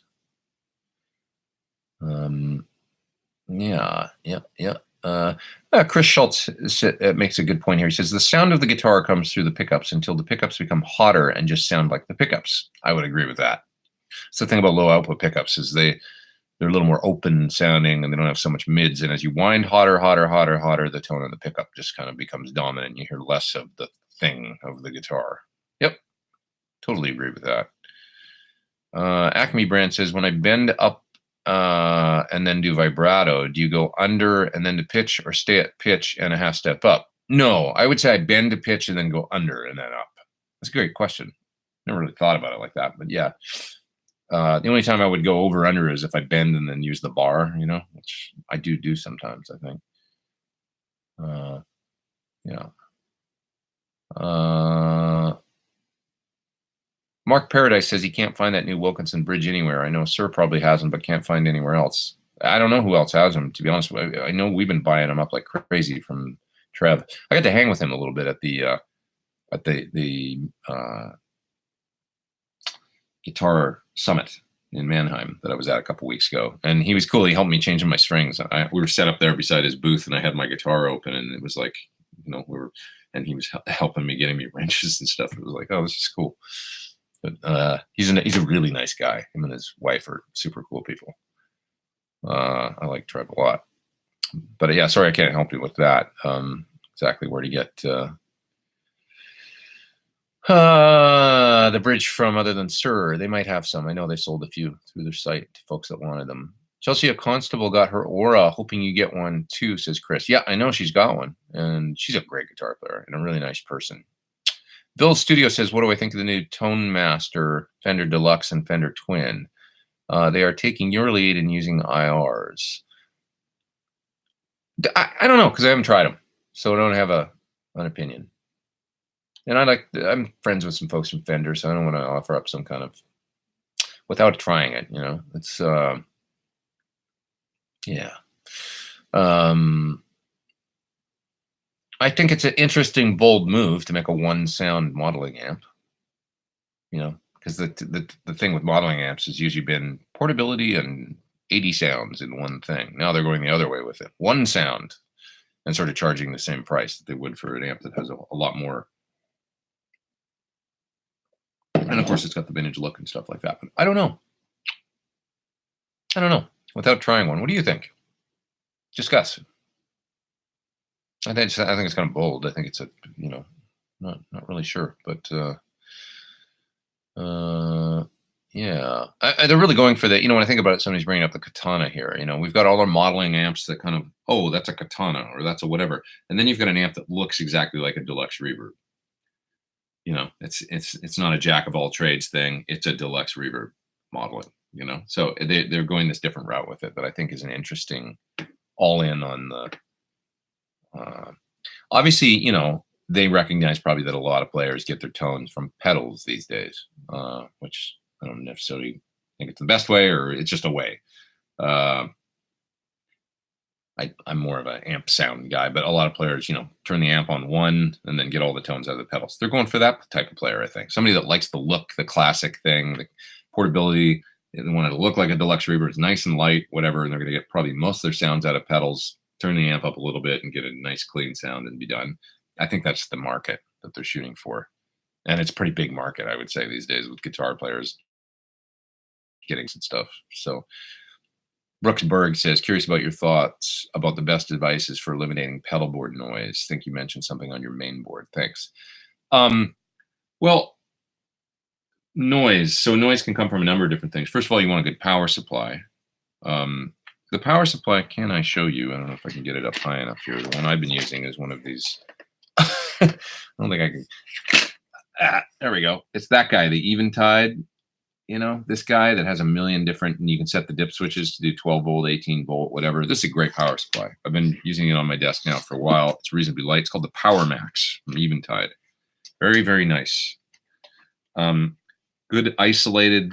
It's even got a USB out. So if you want to, I charge my phone on it, which I should do right now. Charge my iPad on it.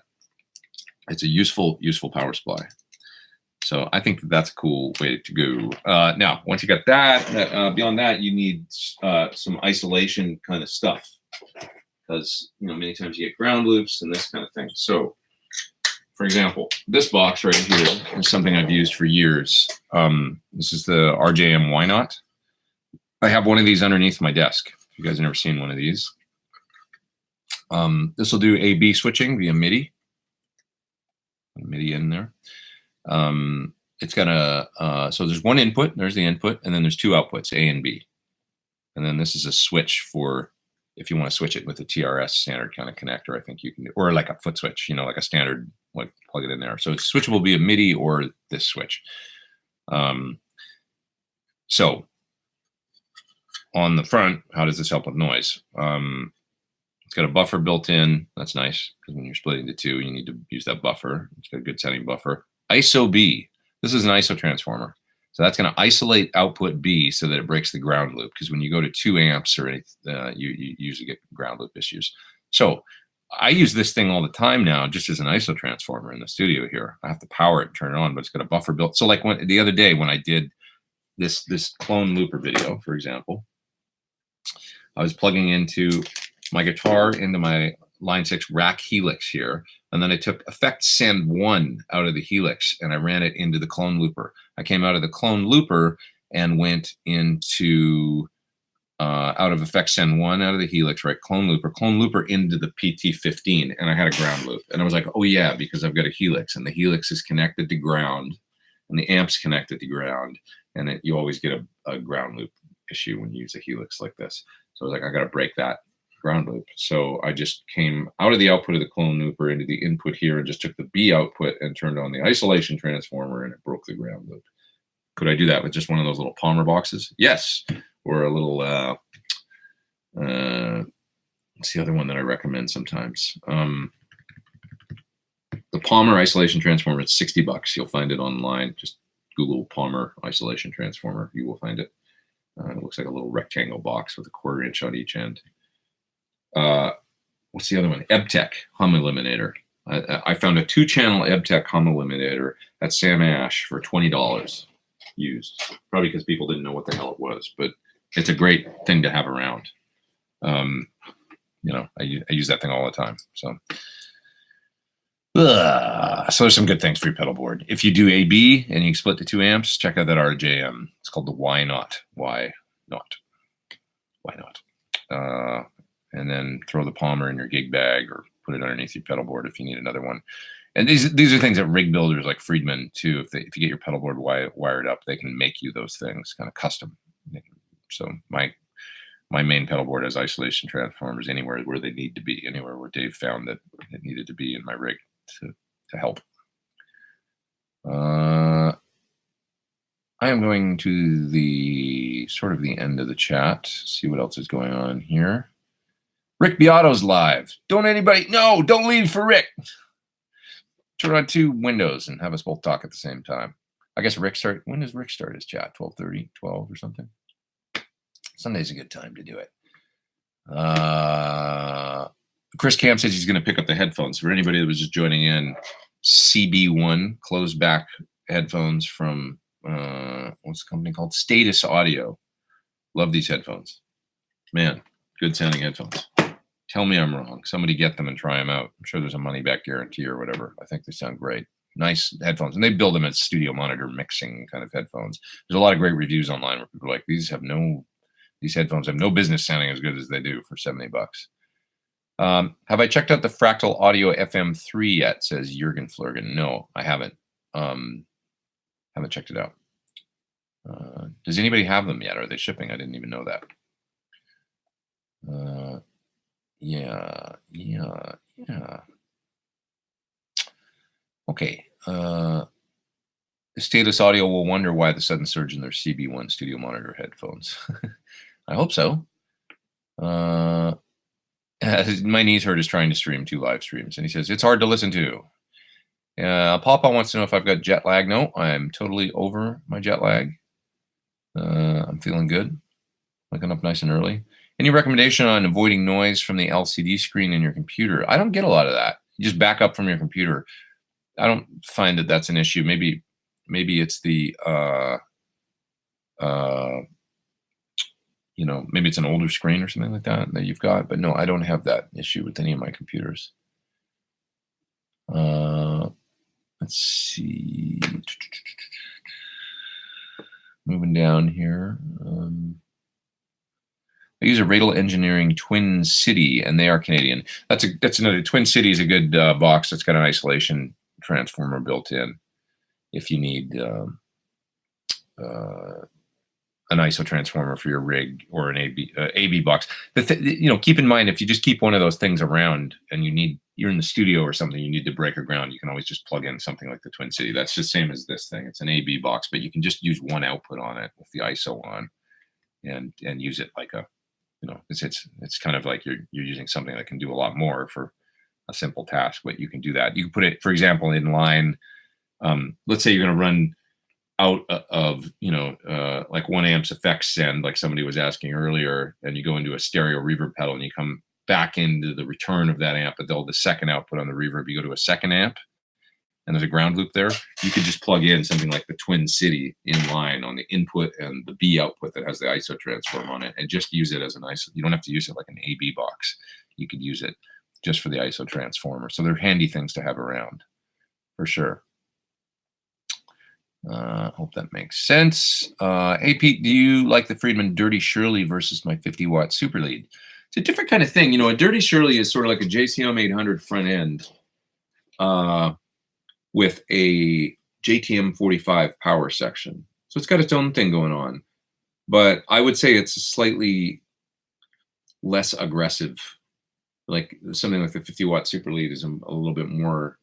I think that with the 6L6s and stuff, it's the Dirty Shirley is a great sounding amp. I think it's actually one of my favorite amps that he makes, and it's maybe just, I don't want to say polite, but it's a little bit more friendly sounding than maybe 100-watt or sorry, 50-watt, EL34 early 70s Super Lead or something, which is a little bit more just that.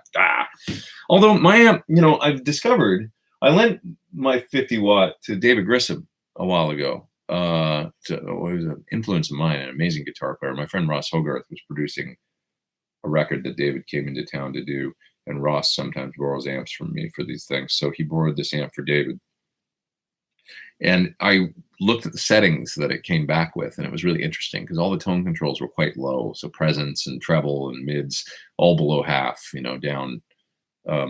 And when you do that to the amp and you run a jumper and run, say, the treble channel on 2 or 3 and the bass channel on 1 or 2, it's got a great clean sound, actually. It's a lot less aggressive because you're using the EQ ends up cutting gain if you're not cranking the mids. Because an EQ on a Marshall is lossy. So when you turn it way down like that, there's actually some nice, more mellow, clean sounds to be had. But anyway, the Dirty Shirley is a great sounding amp, nonetheless. That's got its own thing going on, just a bit more of that, rounder character, I would say, than a Super Lead, which is a little bit more aggressively toothy, the overall character. Okay, what else we got here? I'm gonna go down to the bottom here. Pete, Boss Katana recording question: line out or USB for GarageBand Logic? That's Scott. I don't have a Katana, but there's no reason why. Generally speaking, if you like your recording interface, I kind of like having, like when you use the USB out on something like that, then you're going to be stuck with some sort of headphone scenario or monitoring scenario that is dependent on using the amp as the recording interface. You gain the advantage of not going through that A to D conversion again, or D to A, excuse me. Because you're using the amp as the analog to digital converter and then recording the tone direct. So that's cool. You might want to try that, and then also try just using your standard record. The problem and why I generally just come out of my units like an Axe-Fx or a Helix or something and then go 1/4 inch out, analog out, and into my interface is because I want to use my interface. I want to have like the headphones and switch to my monitors and have all that stuff. It becomes kind of a pain in the ass if the amp or the modeler or whatever becomes the recording interface, and now I need to plug into the headphones on it and all that. And, you know what I mean? So I sort of sacrifice the, I'll go through one more stage of an A to D conversion to because it's guitar too. I don't know. You guys would have to try it and see if you hear a difference, But the guitar being kind of like, I doubt in a track you'd notice the difference these days with quality A to D converters, Yeah. Hi, Pete. Video idea, says Mr. Lambourne. He says, I know you've said use Easy Drummer Slate loops would be really helpful to see the workflow from click to final mix. I could do a little video on that, I guess, because I do that in my clinic a little bit. I show how I use Easy Drummer and what's cool about it. I could do a video on drum instrument plugins, I guess, and when I use different ones. It's not a bad idea. Yeah. I want to do a video on that. I want to do the vintage guitar versus modern guitar video. Yeah. Renaissance Man says, problem with that company, Fractal, is slow delays to release new products. They bring out things really early.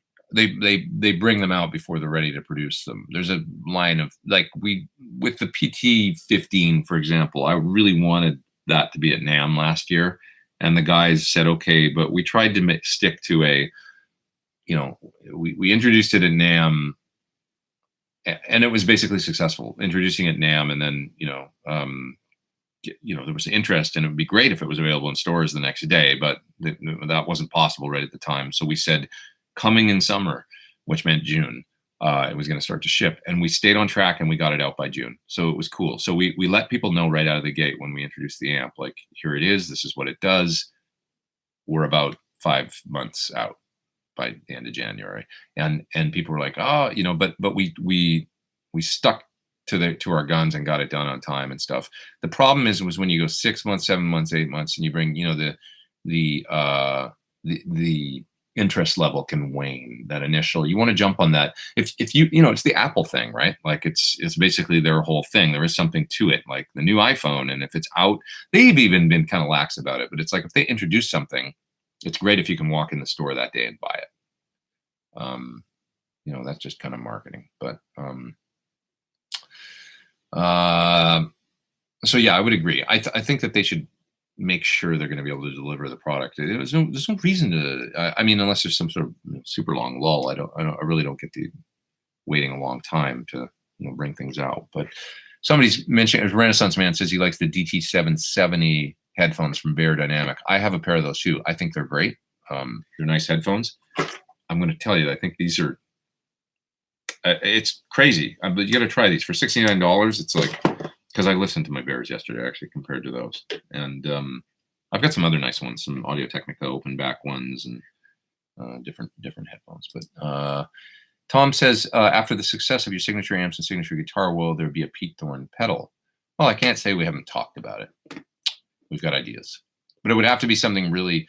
The thing with my gear, what I started to realize over the last little while, the signature products that I have are a reflection of working man's kind of stuff that we need. Like, because I'm a sideman and I do lots of different types of gigs, and I need an instrument and an amp that can cover a lot of ground and fit in a lot of situations, like probably a lot of people out there. I try and come up with useful things like the PT-15, right? Here's a tube amp you can use in any situation that sounds great for a bunch of different tones. With the IR thing and the load built in, you now don't need a cabinet. So when I think about a pedal, it's got to be similar. It can't just be an overdrive or something. Like, boring, there's so many overdrive pedals out there. If I'm going to bring something out, it's going to be something that's going to be a real useful gigging, like something that it's, to me, we got to stretch, push the envelope a little bit and come up with something that that is like, oh, this is why you need this, because it does this, this, this, and this, and this, and this is why it makes your life easier. I want it to, everything kind of going forward, actually, I would like to sort of be a reflection of that, sort of like problems solved, and we make it more fun and easier to get your job done. So if I can come up with that in a pedal, then that's when you'll see it. So, hey, Pete, have you checked out the Mad Professor Double Moon? I have not. I haven't seen that pedal yet. I like Mad Professor pedal, though. Good stuff. Really great collection of analog modulation. Interesting. See, that sounds interesting to me. I want to hear it. Chris Cam says 2019 has been epic. Saw Pete in August, Big Wreck in October. I can't wait to see those guys tonight. I'm looking forward to it.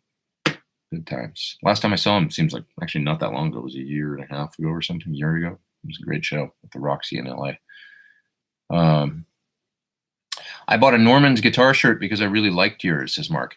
You just made me realize I haven't seen my Norman's shirt for a while. What the hell is it? I got to find it. When you have a t-shirt and then you're like, where'd that shirt go? I haven't seen it for like 6 months and it's buried in the bottom of a drawer. I like my Norman's shirt, and it's been a minute, so I gotta track it down. Every now and then I see a photo of me and some, like, on stage somewhere like 8 years ago. I'm like, whatever happened to that shirt? I remember that shirt. I have no memory of not having that shirt or getting rid of that shirt. Where'd it go? Yeah. Low power amps versus high power amps live, says Robbie. I think it's about finding the right balance where you can get the amp, if you're a headroom kind of player, a la Gilmore or John Mayer, or, I think they like high power amps generally. Sometimes a low power amp is a great thing though, because you can crank it and get that magic juice going, you know, where you're pushing the power amp a little bit and stuff. So it depends on the tone, you know. Somebody like Mike Campbell would be a great example of a low power amp guy using a Deluxe and a Princeton together, two low power amps, and then controlling his tones via a few simple pedals and the volumes and the guitars and stuff. So there's no right or wrong way. We got Mike Campbell and we got, you know, John Mayer. It's like different approaches. We got David Gilmour and we got, I don't know, what's it, Neil Young, right? Pretty low power amp guy, but cranking it up. What kind of acoustic pickup do I prefer? I'm a big fan of the Bags stuff. They're Anthem, Element. I always screwed up. One's the pickup and one's the preamp, but Anthem or Element in the LR Bags. That's what I put in my Martin, and I really liked it. So it sounds really good to me. Generally speaking, I like Bag stuff. The Taylor guitars sound great to me too. You know, with that. You know what's nice about them is I love just the volume bass treble thing, the simple controls, and supposedly like a Neve designed preamp or something in the Taylors, and they've been using that same system forever. I think it's still the same one they use, and it sounds really good to me. Why are a lot of guitarists tuned half step lower, says Stealth Parrot? I guess it just sounds cool. I like half step down. What do you guys think? I mean, I love E flat tuning. I think it sounds really good. You know, good stuff. So what time did I start? 11. I'm going to go about another 10, 15 minutes. So we'll be about the 2-hour mark.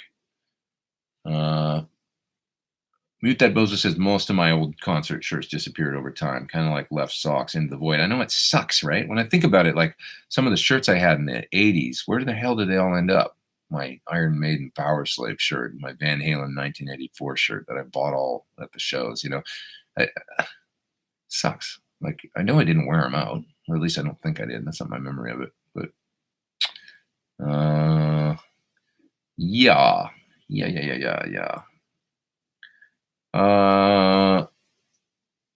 What else, guys? What else? Looking for questions. Multi-modulation pedal that allows you to route some effects before the amp and others in the loops is waiting for an alibi. Is that something you're looking for, or is that something that, or is that Mad Professor? No. A PT15 is giggable, says Antoine. Yeah, I've gigged it. It was certainly giggable. A great time gigging it. Do I ever deal with noise interference between lightly unpotted PAFs and my interface or computer? You get weird noises coming through the monitors, but only with PFs. You know, the thing about it, the pickups, if they're not potted, and also if they're unbalanced coils, they become a little more like a single coil. They become less noise, right? Because part of the noise cancellation of a humbucking pickup is when the two coils are exactly the same winds, they noise cancel one another. But if you've got one that's 5% unbalanced or even more, then you start introducing some of that noise back in, because the pickup becomes less, it becomes more susceptible to the same noise when they're not, I don't know if you knew that or not, but the same. So sometimes the unbalanced coil PAFs, certainly with no potting, because they become more microphonic and a little bit more like a microphone. It's kind of like, I just sort of reiterated the same thing there, didn't I? Microphonic, a little more like a microphone. But anyways, so yeah, they can be a little noisier. And you might find that with Thornbuckers. They're not the quietest humbuckers in the world because they got unbalanced coils. So, but they do have a really cool tone. So for me, it's an easy trade-off. I mean, the sound is the most important thing for me. It's not like they're bad, or, you know, they still buck the hum, but just not as much as a pickup with totally balanced coils.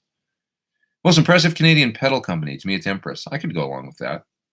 You know, the Empress makes great pedals. Also, Radial is a terrific company that makes really useful stuff as well, I would have to say. Definitely. Need more cool guitar shop shirts recommendations. I'm sure Gruen says shirts, right? Probably some cool old iconic shops. I wonder if Rudy's has shirts. Isn't Rudy still has his store in Soho, right? It's not the original one, but I think there is still a Rudy's in Soho. Maybe they've got shirts. I don't know. What about what are some other shops? I don't know. You guys will know out there. Different cities. The Pete Thorn signature pedal is called the Bogner Blue, says Chris. Not exactly, but it is a great pedal. Yeah.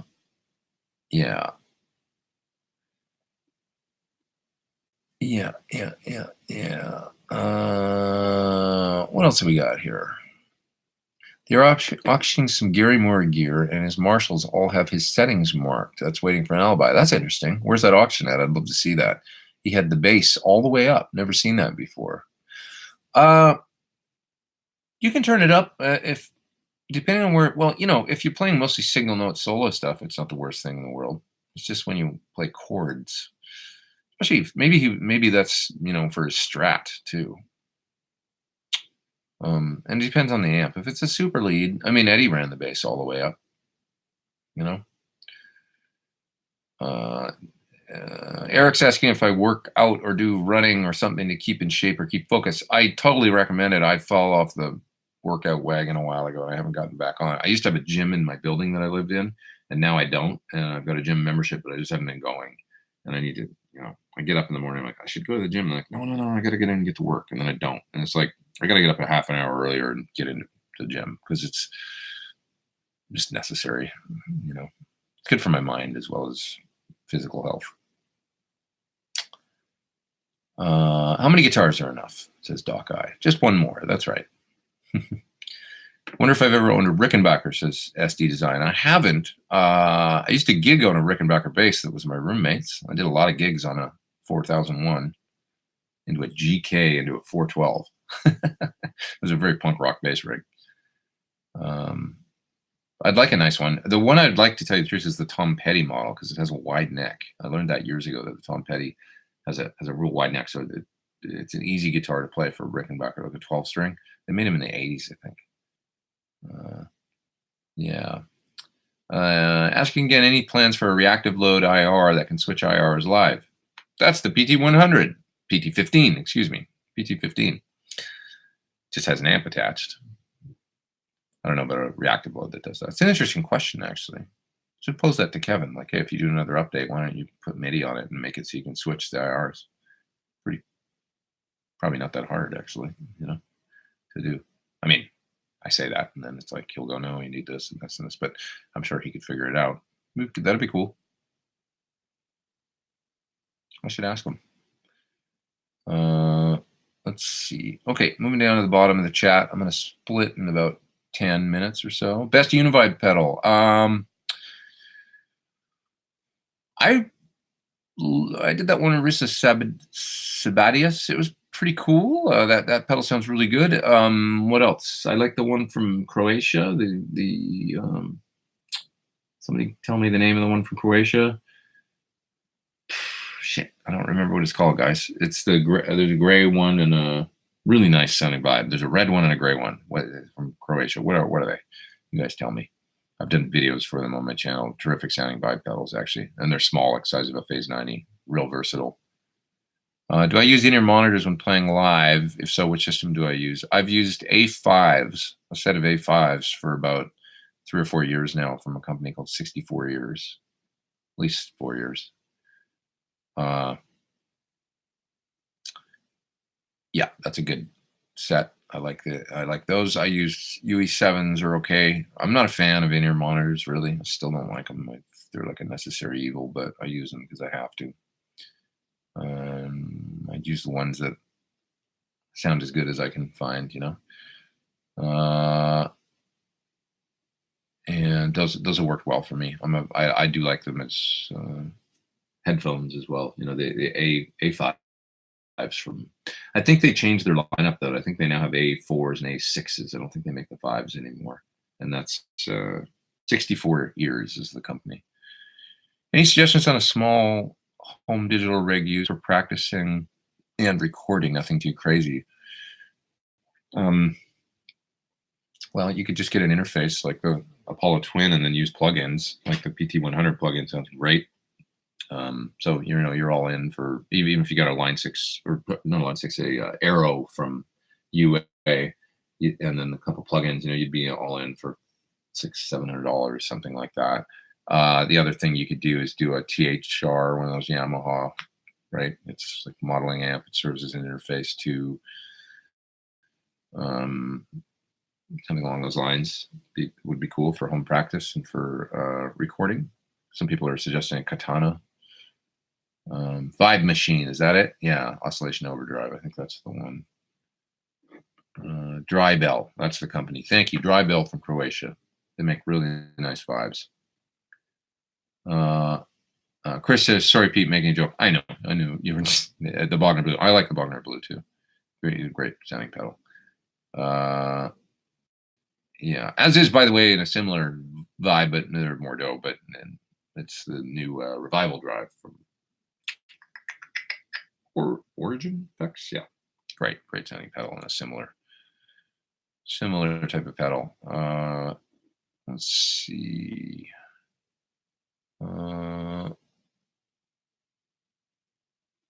As in the note B above A, chromatically. Sasha Boo Boo is saying something.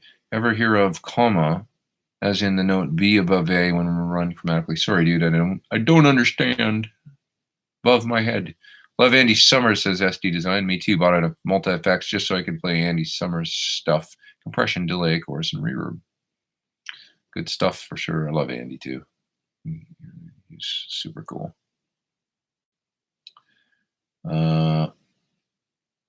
For recording,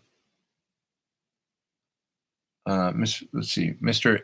Estpas says, for recording, modeling, Kemper, Helix, etc., and live, tube amp and pedals. Agree? Not necessarily, no. Whatever works. For me, for instance, with the Queen thing that I've been doing, the AX8 has worked great, and it might sound counterintuitive, but I don't know, I might not even thought it would sound as good as it does, but I think it sounds really good for that band, and there's just no way I could do that gig with real amps. It'd be impossible to get the types of things that I'm doing. There's no crew, so I have to figure out how to get from town to town to town without excess bag fees with a guitar and my entire effects and amplifier rig. How are you going to do that with a amp live? It's impossible. So on that particular gig, the AX8 has done a commendable job, and it sounds pretty damn good. And if you want to hear it, there's a video of me playing Fat Bottom Girls last week on my Instagram. You can hear what it sounds like in the PA and stuff. I mean, it's pretty great or there's another video of me right before that playing the solo to Hammer to Fall. And you can kind of hear it just through the mics in the in the room or whatever. But anyways, you get the idea. It just works really good for that particular gig. It's this stuff. We're talking about the difference between ultimate tone and then also the reality of the gig. Where I'm doing 3 days in a row in Philadelphia and another town in Pennsylvania and Daytona Beach, Florida, and traveling from gig to gig to gig with whatever I can carry without going overweight or excess bags. How do you do that and do a commendable job in a theater? It's like, so sometimes there is no other way than the modeling thing. As a matter of fact, I wish I had less. I wish I used the Helix HX Stomp or something, because it's just like the reality of you kill yourself trying to use rental AC30s or something, or set up that rig. This is not time. They don't have a crew, so there's this new way. Anybody using the monitor mixers? Anybody out there that gigging and doing your own mix on the? You guys seen this stuff? Like, I think I have it on my phone. Just a sec here. I don't know if there's like a demo version I can show you here or something on the phone. Let me see. Here's one. MXQ. Oh, it's gonna load. It's gonna take a minute. What's this one? M32Q demo mode. Done. Let me see. This is the bus master page. Swipe to see. All right. This isn't gonna show you anything what it looks like, but it's a mixer on your phone is what I'm trying to show you. That when you go to these different venues, they'll have a Yamaha mixer or a Midas mixer. and you just either on your iPad or your phone, you Wi-Fi up to it, and it's the monitor console. It's over there, but you do your own monitor mix. So you got all the faders on your phone. There's the drums. There's the kick, snare. You got to literally mix yourself. So it's amazing because I can do my own monitor mix on an iPad or on my phone, but it also takes a lot of time because you got to sit there and dial in a whole mix every day. Just that, set. So in other words, like you get in there and yes, it's just an AX8. So I put on the ground, I hook up an expression pedal, my guitar, 2 DIs out, solve any ground loop problems because there always is. And then, plug in my in-ears, pull out the iPad, start mixing, and it's like, you got to do all this stuff. It's like when you don't have so how would you do this with tube amps and a pedal board every day too, and not have a 5-hour sound check? There's just no way. So anyways, Mean Monker says, how would you give advice how to use a clone versus distortion or fuzz pedal? Well, to me, a clone, the way I use it anyway, is generally to boost an amp that's already, on the edge of breakup or crunchy. So I use mine in front of my dirty channel, my amp. Sometimes I'll also turn it on it sounds great in conjunction with my Jan Ray or even the Bogner Blue, for instance, into a clean channel, using it for a low gain kind of lead sound, lower gain, what I get out of my PT channel too. So I'll generally on a clone, they've got a lot of output. So you turn up the volume to about 4 and it's already boosting like pretty healthy. I run the treble down below half usually. So half to down, maybe 3/4 of the way down or 1/4 of the way up, depending on where you look at it. And then I'll generally turn the gain up to about anywhere from 1/4 of the way up to halfway up, somewhere in there. 10 o'clock, it seems like a place. So the volume and the gain are generally kind of, here, and then the tone's like here or something, and treble. And that's how I generally run it. And then you get a nice, warm, mid-full kind of boost going into whatever. That's how I use it. Now, a distortion pedal, generally speaking, I'll run in front of a clean channel only, because distortion in front of distortion, like a dirty amp, generally has a kind of an unpleasant, heavily clipped character to it that just doesn't sound too good to me. So distortion pedals to me, for example, like the Bogner Red or the Sir Riot, they want to go in front of a clean channel generally, or a BEOD from Friedman. So I'll set up the amp clean and usually not too bright, although something like the BEOD has a lot of ability to tame the top end. So you can run it into a bright, clean sound if you want to, and then dial back the presence in the treble just a little below halfway, and you'll find that cuts a lot of top end. And then you can, so I'll just try and balance that out and get a cool crunchy sound. And then a fuzz pedal, it just depends on the fuzz because there's so many different varieties. But, generally speaking, a fuzz face or something, I like to run into a dirty Marshall that's already kind of crunchy, rhythm crunchy. And then they don't have a lot of output, so I'll turn up the volume quite high generally on a fuzz face. And the fuzz anywhere from half to whatever, something like that. And then you get that beautiful glassy roll down cleanup thing, the volume control the guitar, and it just kind of blows up the front of the amp and does that smooth out fuzz face thing where it's big, fat, soft attack notes. A big muff, though, for instance, another pedal that maybe just wants to be into a clean. So like when I think of classic big muff, 2 players, David Gilmour and Billy Corgan. Billy used his into the low gain input on a the classic 2203 or 2204, I guess, Sal Marshall with KT88s in the power section. Low gain input, so clean, real clean. And then the big muff into that. There's great videos of Billy actually demonstrating how to set up a big muff for his thing where he's sweeping the tone control and finding that spot and all that stuff. So there's some, Reverb did one or something with Billy Corgan on how he did it. So he's a, when you think of Siamese Dream or something with classic big muff tones, but also Gilmour, high watt, clean. So it was really pedal dependent, but that's how I, 3 different pedals anyway, clones, distortion style pedals, and fuzzes, a couple different varieties. Best compressor, Levi's saying. It can be no best, it just depends on what you want. For some things, there's nothing better than a Dynacomp. For other things, you're going to want a Cali 76. A Cali 76, if I'm like, okay, the ultimate, and I'm talking about the original one, the big one, because for whatever reason, it's just the magic one for me. But the big Cali 76 is an incredible sounding pedal on bass, on electric guitar. It's just a more better switch.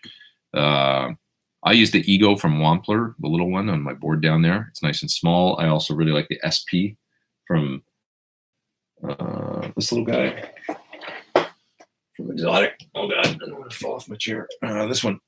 That's a really nice little mini compressor pedal, and set somewhere around there is kind of, the way I've got it. Since it's sort of a different, there's a 3-way switch here for like medium, low, and high compression, and set that, and then these knobs anywhere from 11 to 1 o'clock, and you're in the ballpark. Sounds great. Really nice mini pedal. Wampler similar, really kind of a similar sound actually.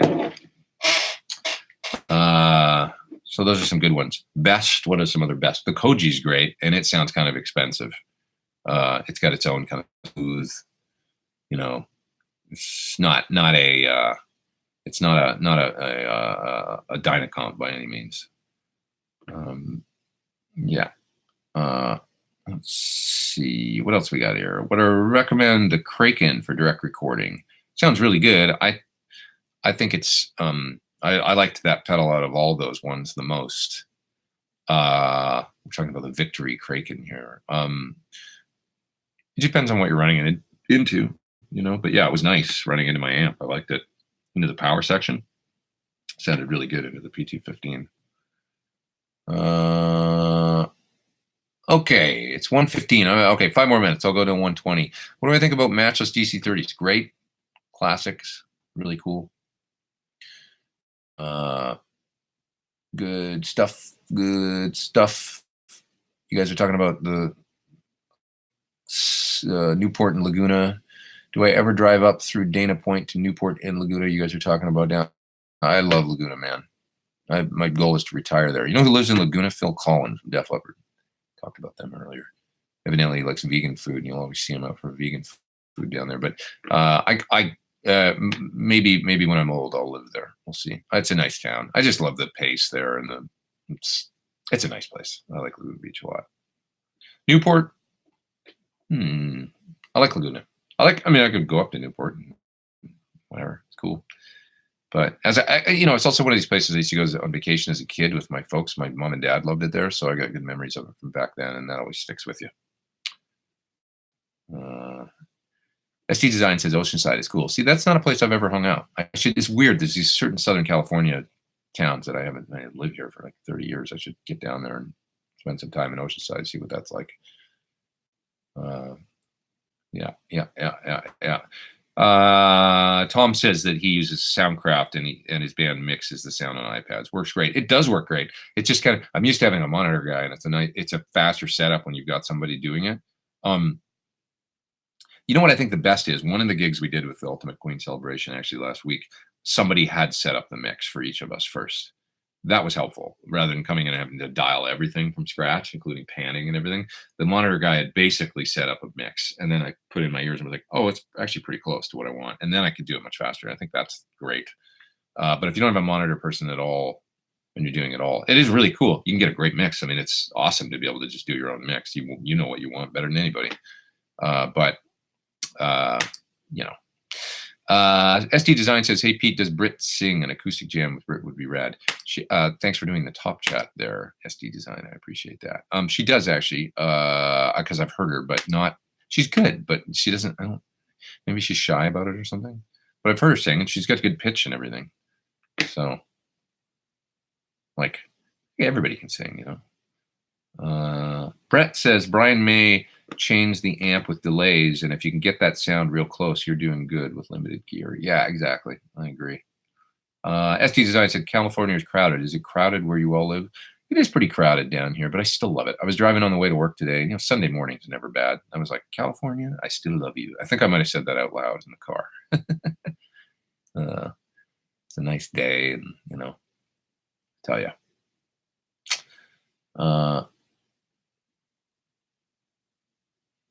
Andrew says he's a bedroom player and wants to get the best tone out of his Strat and Bass Breaker 15. Range from clean to slight crunchy blues. Is best tone achievable without attenuator?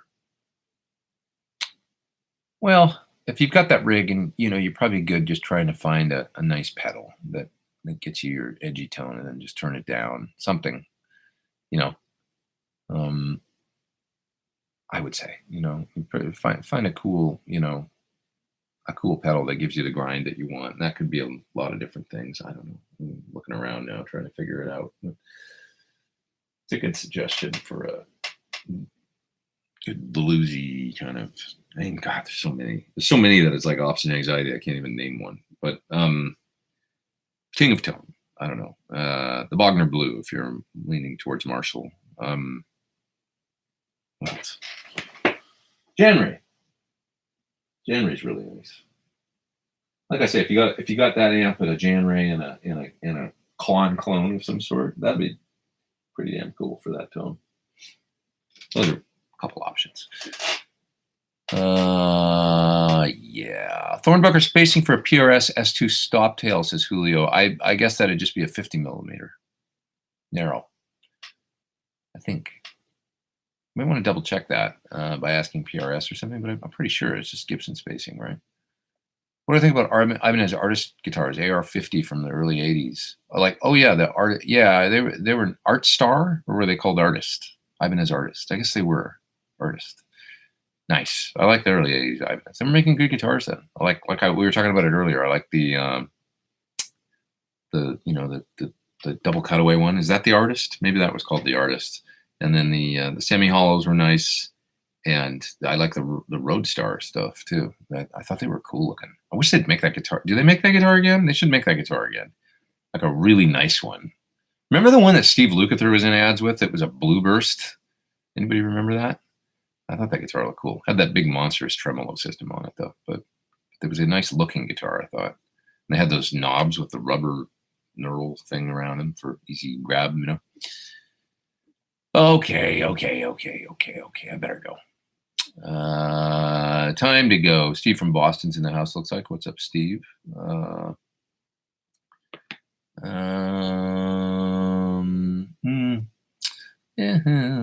Suggestion videos from last week. Maybe video on using an HX with PT100 or PT15 with changing channels on the amp with effects and how to program your patches. I could get into that. I mean, yeah, I did a video showing the HX with the PT15. It's kind of specific, kind of. It sort of becomes like a very specific video for a very small target audience at that point, right? Because there's only going to be some people that are going to be interested in that. I did a video on showing a quick video showing the HX effects with the PT15 and showing it, hey, check this out. I can easily change channels on the amp and do this stuff. Beyond that, like the technical, like here's how you do it sort of videos, I almost feel like I don't like doing stuff like that because that feels like tech support for line 6. Should show how to do that stuff, you know? I understand what you're saying, not dogging your idea or anything like that, other than it's just me personally. I feel like I'd rather show the overall concept and show some of the sounds than say this is an easy thing to set up using the foot switch jack, just plugged into the back of the amp, use the relay switching, and then the exact technical where you have to set the stuff. You guys can figure that stuff out without me, right? I don't know. I feel like I become tech support at that point, and it's more like the overall concepts I like to show rather than the exact thing. You know, I don't know. Although it is useful for like for either their website or for it's the kind of thing I would do for Sir actually and put on their website on like a support page. Here's how to integrate with the PT15 with the whatever, and then I show that. That feels a little better to me, like where I film like some, it's like my channel. I feel like that video is going to get like 800 views or something. Folks maybe aren't going to watch it, but I could see that. It's not that I don't see the validity in your thing. I do. You guys are talking about state income tax. Yeah, I just wrote a check for that last week. Yeah, it's a lot. It's California, but hey, the weather's good. There's fires and earthquakes, but what can you do? One more question. Nelson says, I have a Mesa Boogie Mark IV 100-watt combo. Recording at home with that amp, use a mic with attenuator or use torpedo or Sir reactive load? No question I would use something like a torpedo or reactive load if you're just getting started and you want a simple setup rather than an attenuator and microphone preamp and all that stuff. That ship has sailed for me. I love the ability to just plug into the load box, get some different cabinet sounds. It sounds great, and it's really comparable with the real deal.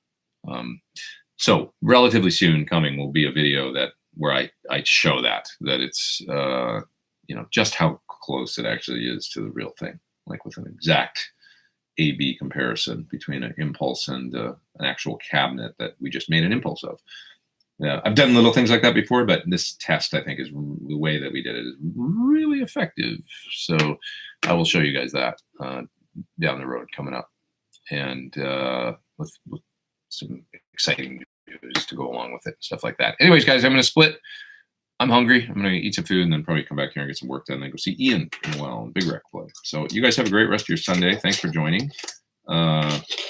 I should be here same time, same place next week. I'm pretty sure. If that changes for some reason, I'll let you know. But I think I do have a possible trip that I have to do coming up, but I'm just not sure exactly when it's happening. But I'll try and make this happen no matter what, because I can work around the Sunday time slot, 11 a.m. I'll try and not be late next week. Sorry for that this week. I apologize. I need to learn my own lessons again. Don't be late. Everybody have a great week, and thanks to all you guys for doing the top chat and all that. Please hit the thumbs up if you enjoyed the video, and share it far and wide, and I'll see you guys. Wow, 2 hours and 15 minutes. That's enough gabbing for me. I'm going to shut up now.